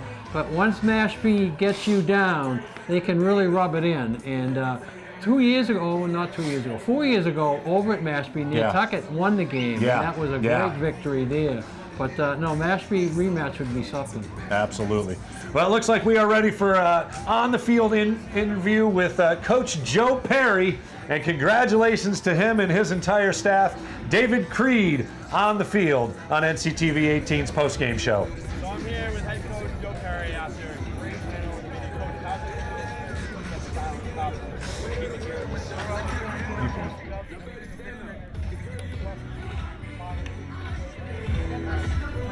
Great job by the senior class this year, and always a tough battle to play the Vineyard. Said it before, you throw the records out the window and you got to play football. Told you that Don was going to grind it out and work the clock, and that's what he did. And we almost spotted him a couple points, the bad penalties again. We'll have to clean that up, but hey, we'll celebrate tonight and enjoy the cup for another year in bragging rights. Can you talk a little about the growth of the offense? It just seems like the offense these past 2 weeks, especially Carlos, has really been just playing some really good football lately. Well, Carlos is definitely taking a leading role now. He knows he's the quarterback. Yeah. It's probably second guess a little bit earlier on in the season, but he knows he's that guy, and he's taking ownership. So we look forward to the future with Carlos as a sophomore. And then, obviously, Justin Boyce, Mekhi Bodden, they've been kind of the leaders of this team on offense all year. Can you talk about their role? Justin goes down after getting a pair of touchdowns. Then Mekhi goes and gets the touchdown in the back corner. Oh, yeah, those guys can score from anywhere on the field. And we've said that before. Justin's a threat, offense, defensively, and Mekhi also great athletes. You'll see those guys on the court after we, hopefully to Gillette. Yeah, I know. It'll take 1 week at a time, though. 1 week at a time. And, another thing, too, is your defense really came to play as well. Obviously, they gave up that opening drive touchdown, but it seemed like they really settled into the game. Yeah, sometimes when you think you got the better record and better football team on paper, but it happens on the field. And they got a taste of what could potentially happen, and we had to clean that up. Nice drive by the Vineyard, that first drive. So poise, breathe a little bit, and play football. Was there anything the Vineyard did at the beginning that surprised you guys and maybe caught you off guard? Vineyard's always tough. You throw the record out. You're coaching a legendary coach over there, Don Herman. Utmost respect for him in their program. They just grind it out. They're just, another program that has tough kids and families that have football backgrounds. So proud of our guys, proud of those guys, and I'm glad this thing has continued to roll. I know you also talked about the preparation aspect of it. I talked to Jeremy Cass a couple days ago, and he was telling me the intensity in practice was through the roof this week. Have you seen the players really starting to zone in? Oh yeah, you get the younger guys, the sophomores and the juniors, who you will get seconds, not your starters. They start to buy in, and we call them the yellow jackets because they got to wear hats and something different when we're color-wise when we're practicing, and they're buying in. And they know they can play football also. So our program looks good, and you saw the middle school kids today. So future's bright for Nantucket. And I guess the last thing I would say is, what's it like to play in front of a crowd like you had today? I mean, the place was packed. Oh, it's always great to have people come out and support all the athletic programs here. We're just fortunate with the last game, and I don't know for the star attraction, but volleyball did a great job today in field hockey. Yep. So hats off to those coaches and athletes. Yep. We'll celebrate again and brag and race for another year. That's it. All right, Coach, thanks for taking the time. We appreciate it, and congratulations. I appreciate it. Thank you very much. You got it.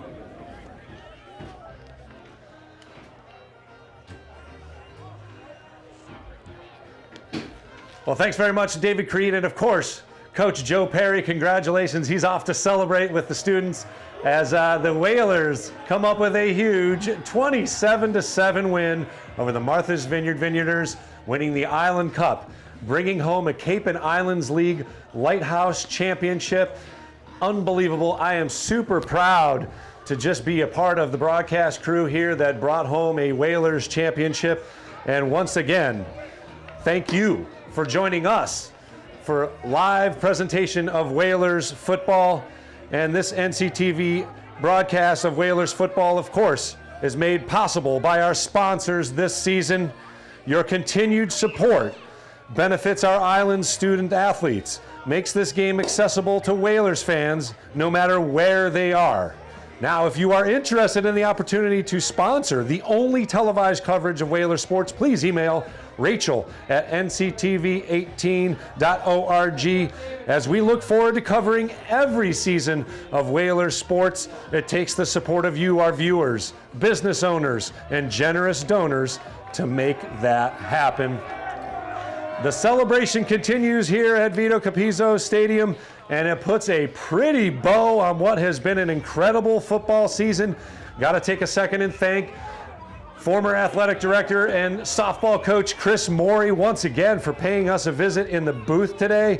And of course, our NCTV 18 crew, the best in the biz, baby, led by our director, Frank Schad, studio camera operators, Katie O'Connor, Charlie Hoyleman, scoreboard tech was Burton Balkind, Grace Bartlett doing incredible on-field camera work, and our live drone footage was provided by Preston Harriman of Gray Lady Aerials. I also would be remiss to not thank the crew over at the Martha's Vineyard Community Television, Channel 14 on the other side, especially Shavane Anderson and Michelle Vivian Jemison for filming what they did of the Vineyard players, and we were able to showcase a few of those for our player profiles.